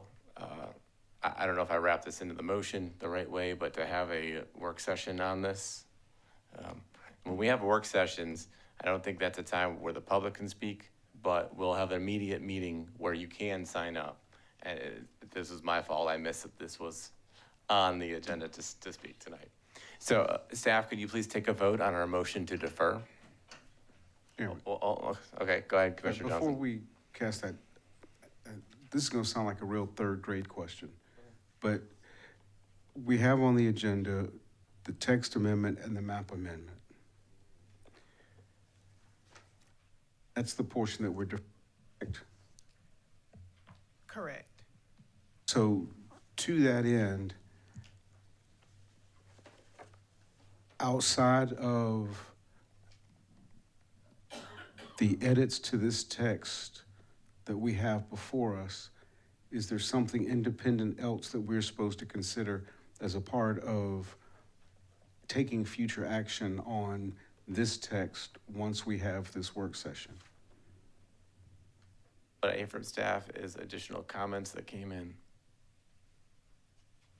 that they still wanted to work on. Yes. That's correct. And how does this text end up getting integrated into the body of the text amendment? So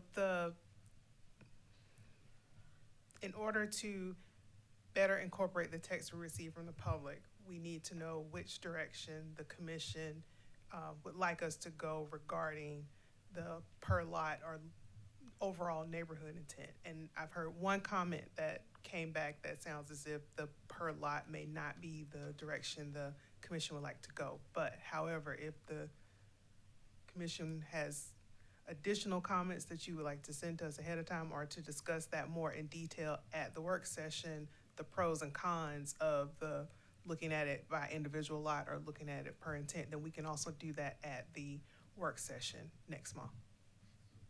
Not to speak for staff, but what I'm hearing, let me put this as a question. Is it a correct interpretation of what you said, my understanding, that guidance from the commission on this would help you make the next set of edits in the text amendment for our work session? That is correct.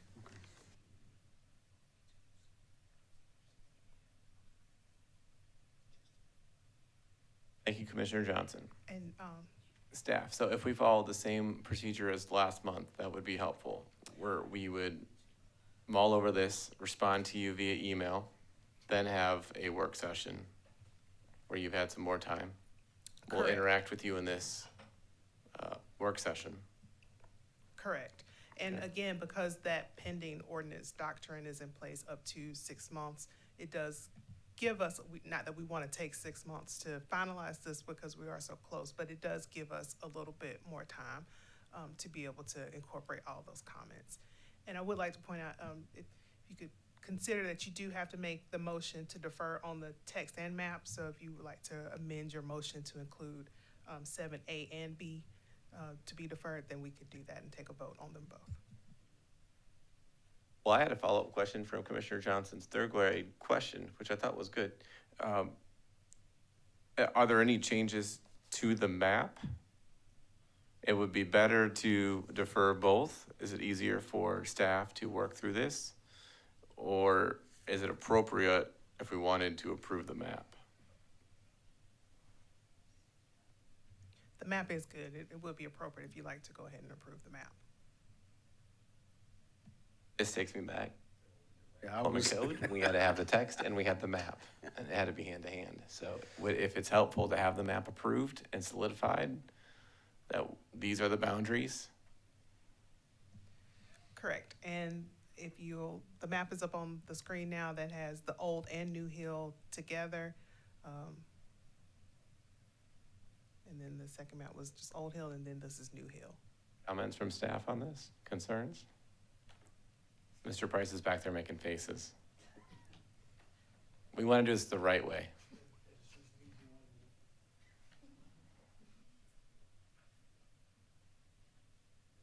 On the podium, I'll have 2 minutes to speak.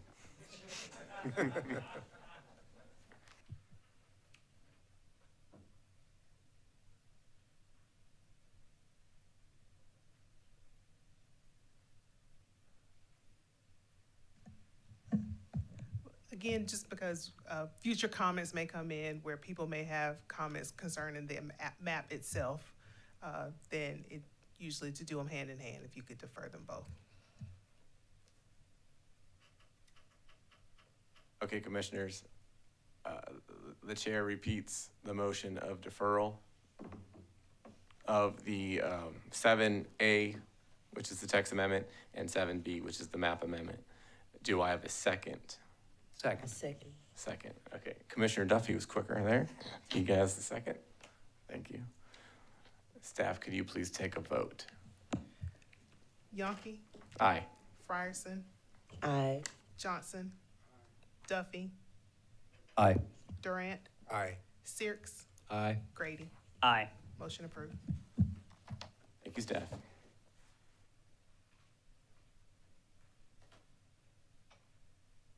This moves us on. One more.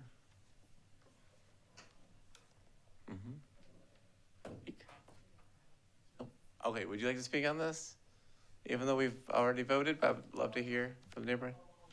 Okay, yes, we're keep moving. I was gonna say that.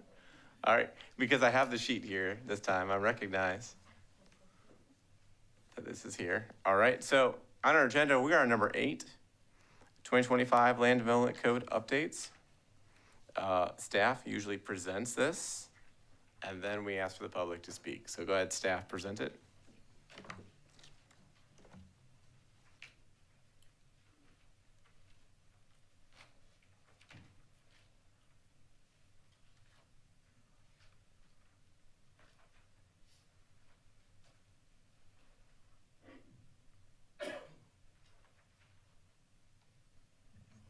Thank you, Mr. Chair. For the next 2 hours.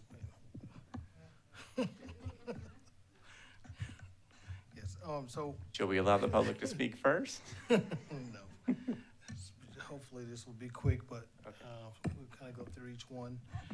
So what you have before you under item 8, we have just some land development code updates. There are a few that will be coming to you, let's say over the next couple of months. But there were a few that we identified that were very restrictive on the development of property, so we felt that these would be they should be brought forth to the planning commission. The first one, under table 26-4.2B and section 26-4.2D25, for manufactured homes. What the point of this amendment is to allow manufactured homes in the R3 zoning designation, subject to special requirements. So kind of going back, during the adoption of the current land development code, what was done was to look at equivalency designations, from our previous code to our new code. Under the previous land development code, there was a zoning designation identified as manufactured homes.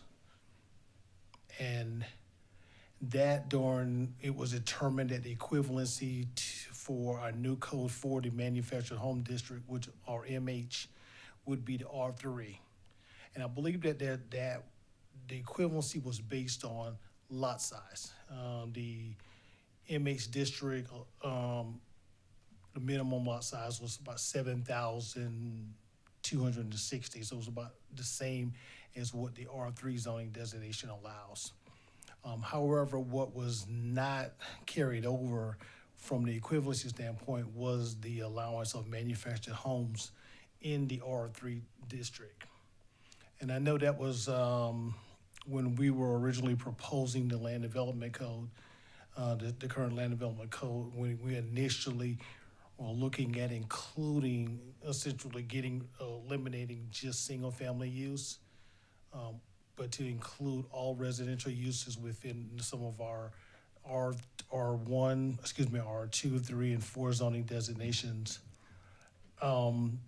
It became a bit of a challenge as far as from the community standpoint of allowing a variety of land uses, residential uses within what they deem to be single-family districts. So again, we kind of go back to the R3, which again doesn't allow manufactured homes, but it allows only single-family homes. However, what we have identified is that there are areas in the county that were previously zone MH that are now zone R3, but they don't allow manufactured homes. However, they have been primarily developed with manufactured housing. So kind of simplify this a bit, Matthew's gonna kind of get to an area. So you would have an area that, again, is primarily manufactured housing, but if there was a vacant lot, you would not be able to place a manufactured home on that parcel. You would only be able to build a stick-built home. And that, you could argue, is not keeping in character with the development pattern of an area. So what you're looking at right now is, this is the Royal Pines subdivision, just a kind of an example, which was previously zoned MH. And as you can see, just about all of the parcels in that area are developed with manufactured housing. However, today, if someone came in, they would not be able to put a manufactured home on the property. It would have to do a stick-built home. But again, understanding the concerns that were raised on the previous land development code discussions and prior to adoption, what we didn't want to do is just necessarily open up, I guess you call it Pandora's box for allowing manufactured homes outright in all R3 zoning designations. Thus, what you have before you is the allowance by special requirements. That gives a level of protection to existing single-family developed residential areas, but it also will allow a manufactured home to be placed into an R3 zoning designation if it matches the character of that area. On page 65 of your packet is the specific language for the R3 district with the special requirements that are being proposed, in which it states manufactured homes are permitted where there are manufactured homes on lots that comprise 50% or more of the lots on the same side of the block as the lot in question. One of the points that was raised by a resident regarding this language, give a little bit of clarity.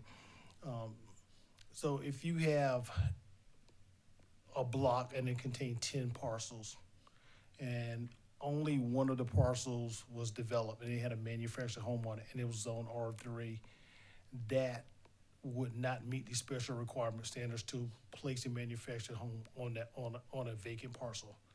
Again, 50% of the lots have to be comprised of manufactured homes in order for this criteria to be applied to a vacant lot. I'm gonna let y'all look at that right now.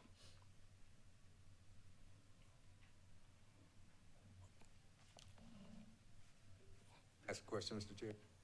Yes, Commissioner Drant. What went into that 50% number? Ms. Price, what went into that 50% number? Is that just arbitrary? No, I wouldn't call it arbitrary. I think just kind of looking at the fact that if at least half of the parcels on a block are comprised of a manufactured home, in this case, that does kind of establish kind of a character for that area. So that's the reason why we went with the 50%. And one of the things that we have found is that most of the areas, you don't really have, outside of going out into the rural areas, you don't really have areas where there's a true mixture of manufactured homes and single-family homes in the same area. Not as far as equivalency of those. Mr. Chair, Yes, Commissioner Serks. question for staff. Yes. Just to clarify, when we're talking about a block, we're talking from intersection to the next intersection, right? That's correct. Okay. Thank you. Yes, Commissioner Duffy. Just a point for clarification for staff. So if there was a subdivision zoned or a tree and, but not been built out except for 2 homes, you had a non-compliant mobile home and a stick-built home. If this amendment passes, would that whole neighborhood then, it just could be, both sides of the road could be open to mobile homes? No, sir. No, Okay. sir. Again, if you take that case, there's one manufactured home and one stick-built home. But unless that block contains at least 50%, is 50% developed with manufactured homes, then no, sir, a manufactured home would not be allowed. Thank you.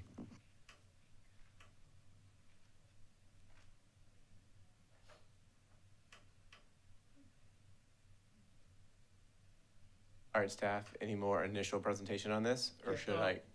Go ahead. And also, again, what I wanted to point out was that you'll note on page 63, what is proposed with this amendment is to include an SR, which is special requirement, under the R3 zoning designation for manufactured homes.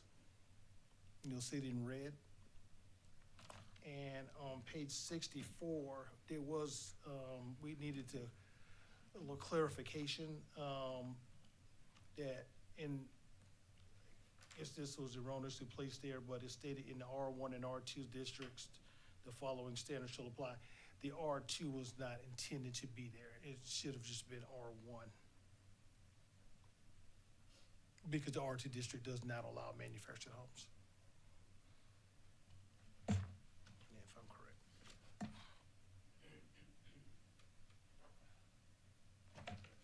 Correct? Yes. Special requirement for R1, but nothing for R2. Correct. I have a question. On Harrison, go on. page 64, letter D, section 1, except on a corner lot, the manufactured home shall be oriented so that the side containing the front entrance door is no more than 20 degrees from parallel to the front property line, and it goes on about the living room and the foyer and hall. Isn't that really, really restrictive, or is that something that's generally done with reference to how a mobile home can be oriented on a piece of property? What it does is it just requires the manufactured home to be aligned along facing a road versus, which I could pull up a couple, which someone may just kind of put it at an angle on the property. But what it does is it requires it to face directly to a particular road or street. Not sure if that answers it a bit. Yes. So I think this is a good example. Thank you. As you can see how this home is placed on the property, one at the corner of Clayton Street and Wanya Way. So that wouldn't be allowed. They would have to kind of orient it towards either Wanya Way or Clayton Street. I asked that question. We were talking about the historic, properties in Olympia, and we don't want to be too restrictive. And when I just read that, letter D, section 1, it just seems to be so restrictive. It just seemed very odd to me, and I was just wondering, do we really do that with reference to manufactured homes on various parcels of land? Yeah, I'll probably need to go back and check within our code. I believe these requirements also apply for stick-built homes also, or single-family structures also. Thank you. Thanks, Commissioner Frierson. And looking at this, for the purpose of this section, the front entrance is the entrance door leading directly to a living room, foyer, or hall. Is that so that a side door isn't on the front? That's correct. Road. Sometimes I think our codes are absence of just a little bit of additional language that gives a little more clarity. And I believe in this case that this language actually clearly defines what is the front door versus, again, maybe a side or a rear. I'm not sure if manufactured homes typically have a rear, but whether there be another door. Thank you, staff. Would this be appropriate time for our public session to talk? If y'all have any other questions for staff, yes, sir. All right, let's do that. Commissioner Frierson? Oh, we don't have any names, but you signed up? No, sir, I didn't make it in time to sign the list. You can still come on down to the podium and just give us your name and your address, and we'll give you 2 minutes. Mr. Young. How everybody doing? My name is Yakima Smith, and I reside in the Heron Ridge area. Can you hear me? I can hear you great. Okay. Mr. Price, did you need something? I was just gonna ask that after she finishes speaking, the speaker finishes, if she wouldn't mind signing the form, that helps us to kind of keep an additional record of yes, actually sir. Absolutely. My name is Yakima Smith, and I reside in Heron Ridge. My address is 13 Merganza Court. The neighborhood that I live in is homes and mobile homes. It's majority of mobile homes. I got a home built out there, but over the past couple of years, I've been buying several lots with the intentions on putting a mobile home on, and now I can't do that because they changed it, and I had no idea they was going to do that. And those lot sizes are not even big enough for mobile homes to the front door going to face the road. Yeah, and I was trying to figure out what I'm going to be able to do with my property. And that's it. Yeah, thank you. Thank you. Staff, again, this change to the code would be for areas that are existing, 50% mobile homes in the area for R3. on the block. On the block. On the block in the R3 Okay. designation, yes. This doesn't make a suggestion of a change for R2 or any of the other districts. This is just adding that text for No, R3. and the main reason why we went with just the R3 is because that was determined to be the equivalency from the previous MH zoning designation, which actually allowed manufactured homes on single-family lots. Yes, Commissioner Johnson? Is that the change that the speaker was referring to?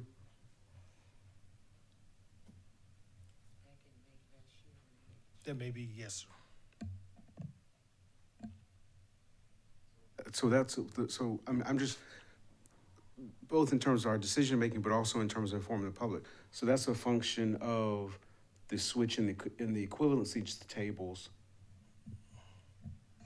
that resulted in that effect. That is correct. So the area that the speaker is referring to, and just as the one you had before you, that Mr. Smith was showing along the Royal Pines, were previously zoned MH. So prior to the adoption or the implementation of the current land development code, manufactured homes would have been allowed on those parcels. Yes, the previous code, MH, manufactured homes, right? That's correct. Existed in the old code. And as the first iteration of that came through, that was eliminated. And then we went through and did our restart of looking at land development code once again. Mr. Jensen out there, we put it on the shelf and we went through and we had public participation and we saw where that would be fitting to have mobile homes, manufactured homes throughout the county. And this appears to be to help us maybe a fix in some situations where it was removed. And it already exists, like the character of the neighborhood. Correct. And as stated earlier, I believe the intent was when we were looking at equivalency, we were looking at lot sizes. So the R3 and the previous MH are very similar as far as lot sizes. We just didn't look a little further into the land uses to make it that determination, because again, in the MH, the previous MH zoning designation, it was not limited to manufactured homes. Also, single-family homes could also be developed in that district. Thank you, staff. What are you requesting from us tonight? Do we need to make a motion? Yes, sir. I believe Mr. Johnson may have had a question also. Comments, concerns? Question and concern is probably Yes. more accurate. Mr. Price, this is most likely, no, not most likely, this is beyond the scope of the request of 8-1 vote, but do I hear between your comments and the public's comments that manufactured home or stick-built, that we are creating some zones within the county where we're going to have substandard lots that cannot be built on? No, sir. I'm saying that. What I'm saying is under our current, and hopefully I answer your question correctly, but under our current land development code for the R3, it limits the type of residential structure that can be placed on that property, in which you can only place a single-family or stick-built home, as we may call it, but a single-family dwelling on that property versus being able to place a manufactured home, which actually may be more in character with that area as it's been developed. But the height dimension setbacks would allow sufficiently for a single-family home being built as new construction. As you use your term, stick-built. Potentially could. Again, what we're looking at is establishing what uses are there. Throughout the county, throughout every zoning designation, you may have some parcels that are non-conforming as far as square footage that may not be able to accommodate what is proposed to be there. So right now, we're just looking at allowing the use to go back into the R3 subject to special requirements. There may be a case that a lot may be deemed to be non-conforming and may offer certain constraints for being able to place the manufactured home on the property. as it would with a stick-built or a single-family home also. Thank you, Mr. Bright. Thank you, Mr. Johnson.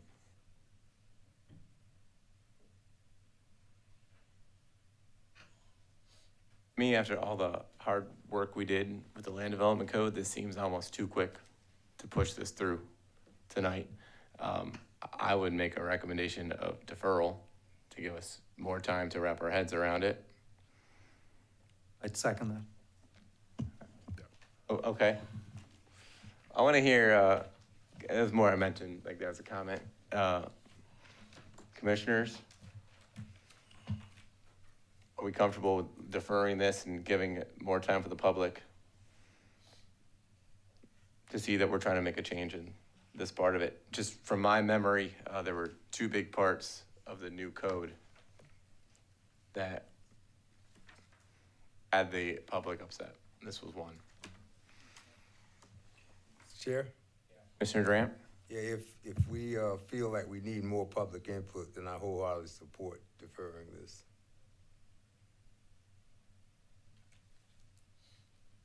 Like everyone's looking towards me for deferral being okay. So the chair makes a motion of deferral on this for more time for more public input. Do we have a second? Second. Second from Commissioner Durant. Staff, can you please take a vote for deferral? All right, we have a motion for deferral. This will be to the May PC. Mr. Chair. Yes. Okay, I'm sorry. When we defer, it seems like it goes to the next meeting. It does. So, I just wanted to make sure. okay. Those in favor of that motion? May I request a later date, the June PC, or is that too late? Again. So that we have time to advertise and county council can maybe have their, I don't know if they're gonna have meetings or whatever, but just, we learned a lot of lessons from the land development code restart and update. And this seems like something that when we touch this topic, we need to give it plenty of time. Staff, what are your comments? We will follow the direction of the planning commission regarding this. Yes.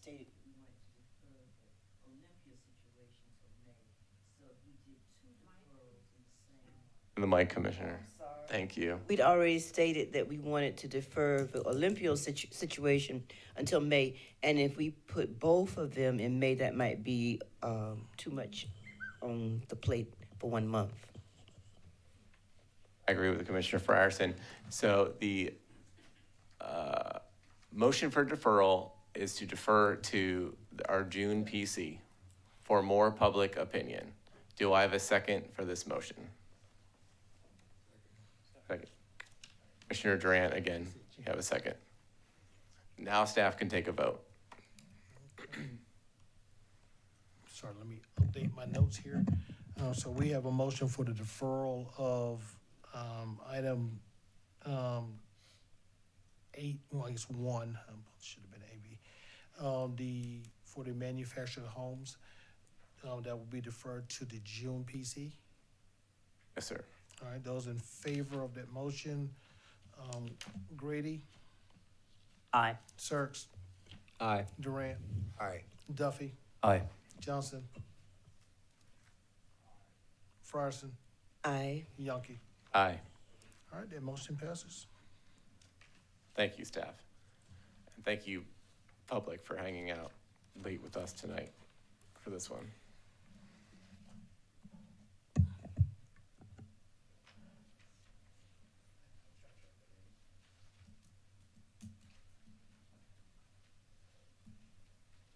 So this moves us to number 9. Other items?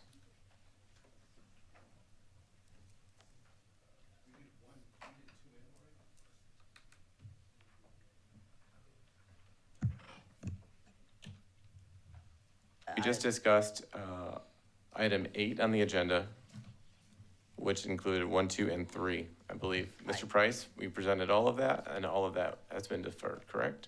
I actually just presented the first bullet. The first bullet? The first one. Okay. Item 1, I apologize. I'm sorry, go ahead with the second. All right, so the Part. next one is an amendment for section 26-3.3H of the Richland County Land Development Code for the residential 5 district or R5. What this proposal would do is to establish a minimum lot area for the R5 district.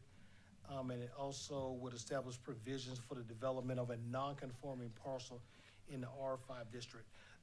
I will, again, I'd have come to realize that, that this is something, you know, at least I can speak for myself, that I do every day and been doing for years. So it sounds a little simpler when I'm doing it. So if there's any questions that you have, please feel free to ask. I know we're asking a lot to, you know, kind of bring you into the zoning world all of a sudden. Under our current land development code, the density for the R5 district is 12 units per acre. What we didn't establish was an actual minimum lot size for that particular district. And so based on the density, that minimum lot size is 7,260 square feet, just doing the calculations. So that would be under 2A for this section, was to establish a minimum area. If nothing else, what that gives guidance to developers, property owners, surveyors, that if they were to come and subdivide a property that was designated as R5, what the minimum lot size would be. Because currently we didn't have that in our code. So that was more just for clarification for our future development of the site. However, one of the things that we've also took note of is with that minimum lot size, that if you did not have that minimum lot size, you would not be able to establish a 2-family dwelling on the property. So in this particular case, in this particular case, single-family dwellings are not permitted in the R5 zoning designation. So if you have a lot that's deemed to be non-conforming due to its square footage, we just established some provisions that would allow for a duplex to be placed on that parcel. And that is found on page 68.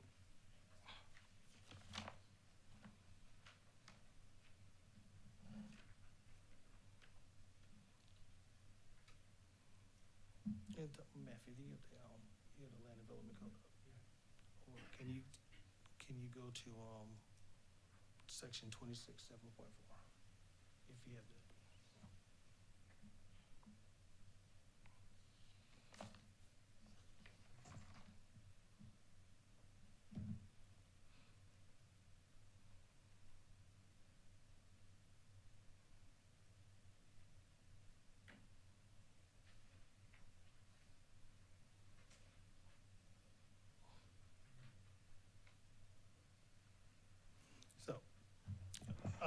If you don't mind, I'll kind of give you some quick calculations. So in the R5 zoning designation, the density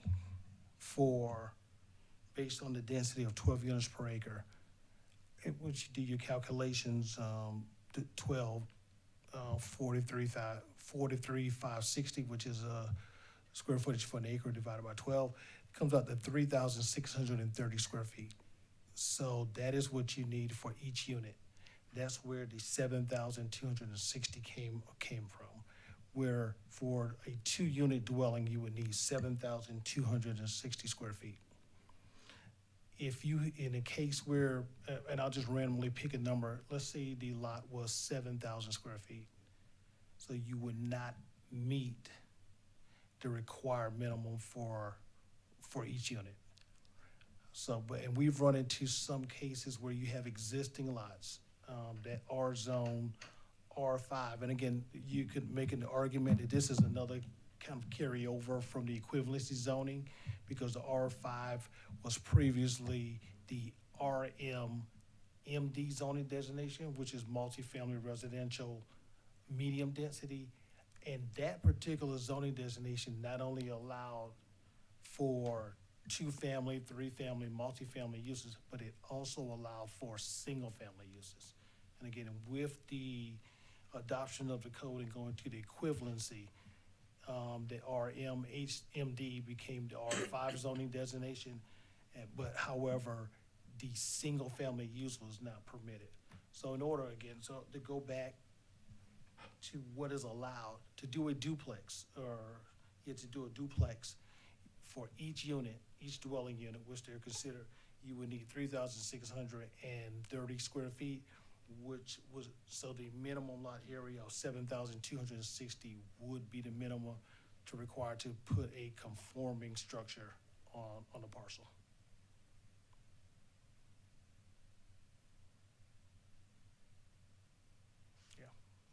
So what would happen if we have not enough space? Sir? What would happen if we did not have that? But like when you did your example of 7,000? It's there. What that didn't change. What putting it in the code as before you, the 7,260 square feet for as a minimum lot area. Again, that just provides clarity for going forward, either for what is required, whether it be for staff looking at this or from a future development of the site, either by subdivision, by a property owner or surveyor. If they only had 6,500 square feet, they wouldn't be able to put the Right, because the duplex there. minimum residential use type that you could place on their property is a duplex.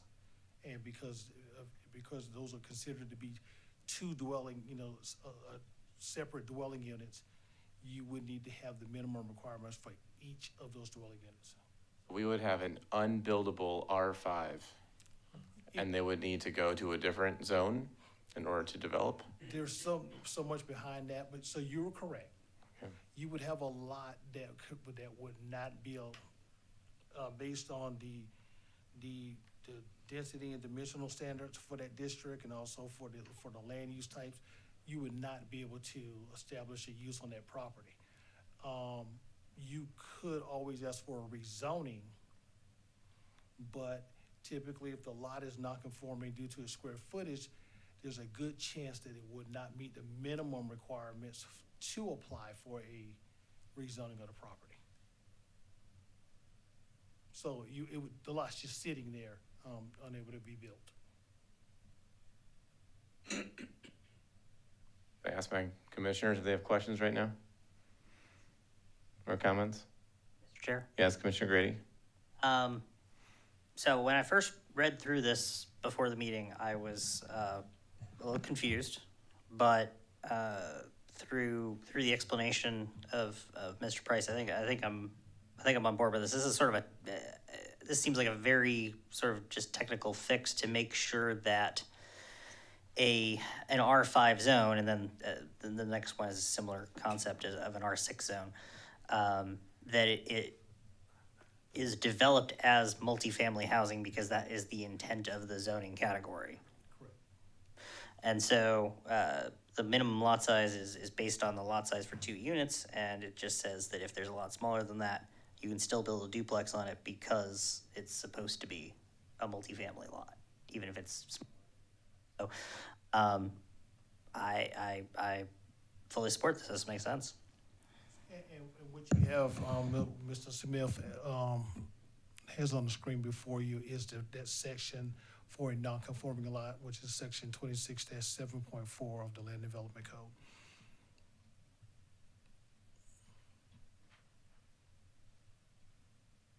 And if you go, particularly if you go to 6 on the government acquisition of land,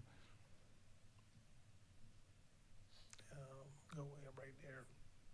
And it's not necessarily the government didn't acquire the land. It's just based on the Land Development Code, adoption of the Land Development Code.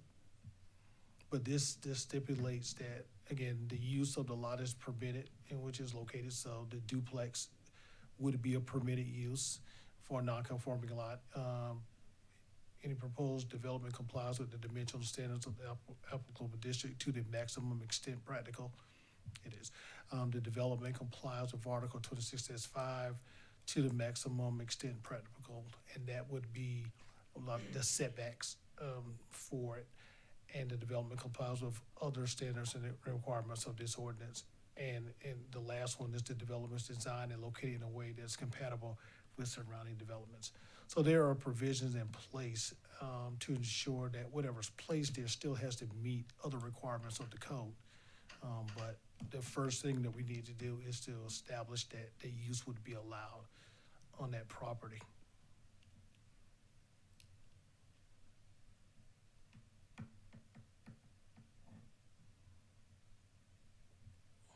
Staff, commissioners, thoughts? Or can we go ahead with the motion? Commissioner Johnson? Mr. Chairman, based on the thought process and rationale outlined by Commissioner Grady as it relates to 8.2, the proposed recommendation to send to council for option for the changes to the land development code, move approval on to forward both 2 and 3 for approval. Thank you, Commissioner Johnson. We get a motion for approval. Do we have a second? Second. Commissioner Grady, seconds. All right. We have a motion and a second. Staff, can you please take a vote? All right, so your motion is for both, Yes, sir. for the R5 and the R6 zoning designations? Correct. All right, thank you. All right, those in favor of the motion for approval, Grady, Aye. sorry. Sirks, Aye. Durant, Aye. Duffy, Aye. Johnson, Aye. Frierson, Aye. Yonke. Aye. Thank you, that passes. Okay, so in summary, for the agenda today, item 8, 2, and 3, Commission recommends approval. And that will go to County Council.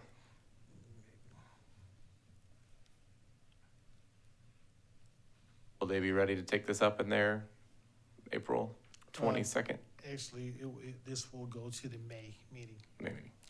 And the reason why is for text amendments require a 30-day advertisement for, text amendments require a 30-day advertisement.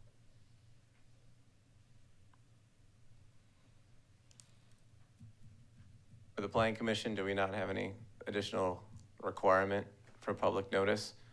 I'm thinking of our manufactured homes topic before. No, sir, and that's mainly because the planning commission typically has public meetings. Those standards on that criteria for advertisement is usually for the public hearing. Thank you, staff. Staff, are we ready to move on to number 9? Yes, sir. Okay, other items. Chair has another item from earlier. We need to schedule our work session for the overlay district meeting. We have our next planning commission meeting, I believe, planned for May. Is it May 5th, 6 p.m. would be our regular next meeting?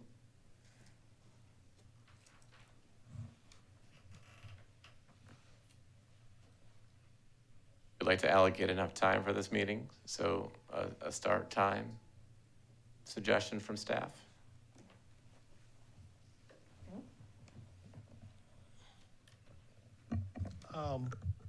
Again, we want to make sure that we can, that if we have the work session, that as many members of the planning commission are able to attend. I think it may work just well if we do it maybe, 4 o'clock, the day of the planning commission meeting in May. If that's suitable, gives us about an hour. It gives us about an hour to kind of go through everything, and also may give you a break in between prior to the actual to the PC meeting. Thank you, staff. Commissioners, comments or concerns for a 4 o'clock meeting on May 5th as a work session? Here. Yes, Commissioner Grady. I was gonna say, I don't have my work calendar in front of me, but certainly as a public employee, it's easier for me if it's 5 o'clock or later. And I'm not sure that the proposed break is necessary. So if we think there's only an hour of content, I would suggest that we start at 5. That also makes it easier for members of the public who are getting off work to attend. Good points, Commissioner Grady. Anyone else? Additional comments? Chair? Yes, Commissioner Durant? Just to give you the other side of that argument, if we base what may happen in May on what happened tonight, we're gonna go late into the night again, so I would, suggest we consider meeting it. Okay, the chair suggests 4:30, right in the middle. Or, anyone else comments? Otherwise, I'm suggesting a 4:30 May 5th meeting.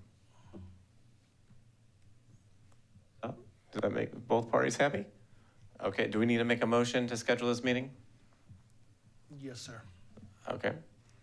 Chair makes a motion to have a work session to discuss the overlay district for 4:30 p.m. on Monday, May 5th. Do we have a second? Second. Second from Commissioner Durant. Thank you. Staff, please take a vote for the motion to schedule the meeting.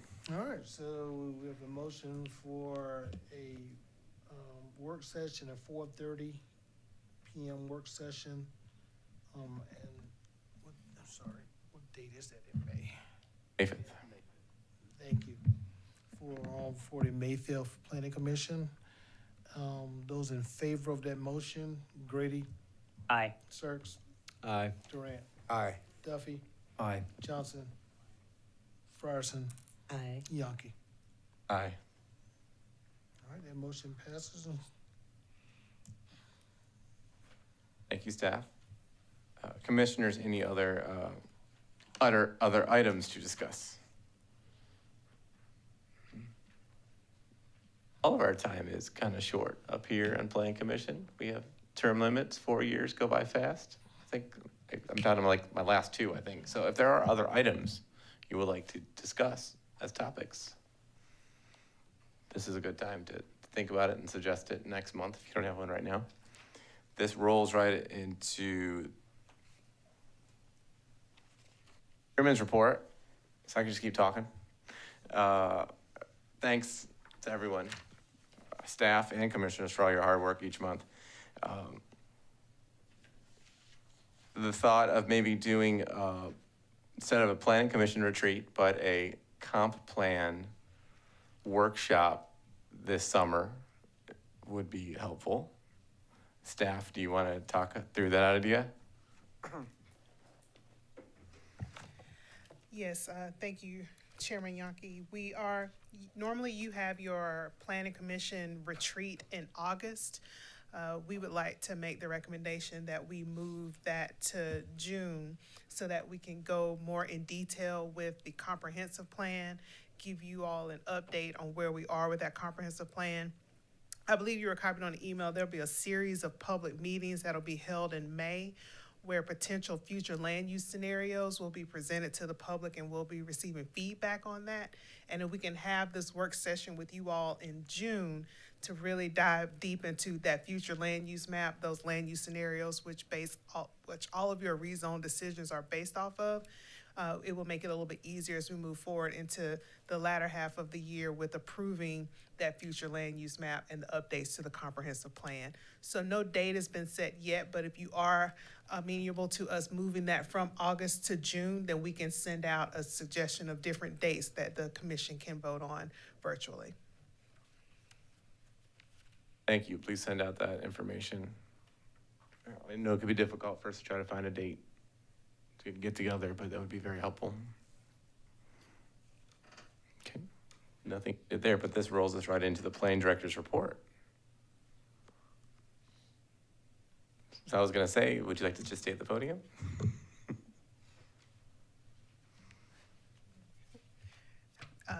That was pretty much my report, but you also can see the report of county council and how they voted at their last zoning public hearing. Thank you. Commissioner Johnson. To the extent that you can answer this question, there seem to be more deferrals than usual by council? Was there a common thread? Because they weren't necessarily evenly dispersed between our recommendations for approval and our recommendations for denial. They seemed to be a mixture, but it seemed to be a large number. I don't know if there's any common thread that is shareable. Some was based on feedback from the town hall meetings that they may have had in between planning commission and the zoning public hearing, or requests from the applicant. So there's no one specific reason on, that's why they're so dispersed and we have the different deferrals. And unless Deputy Director Price has anything else to add, that's pretty much been what we've been seeing lately.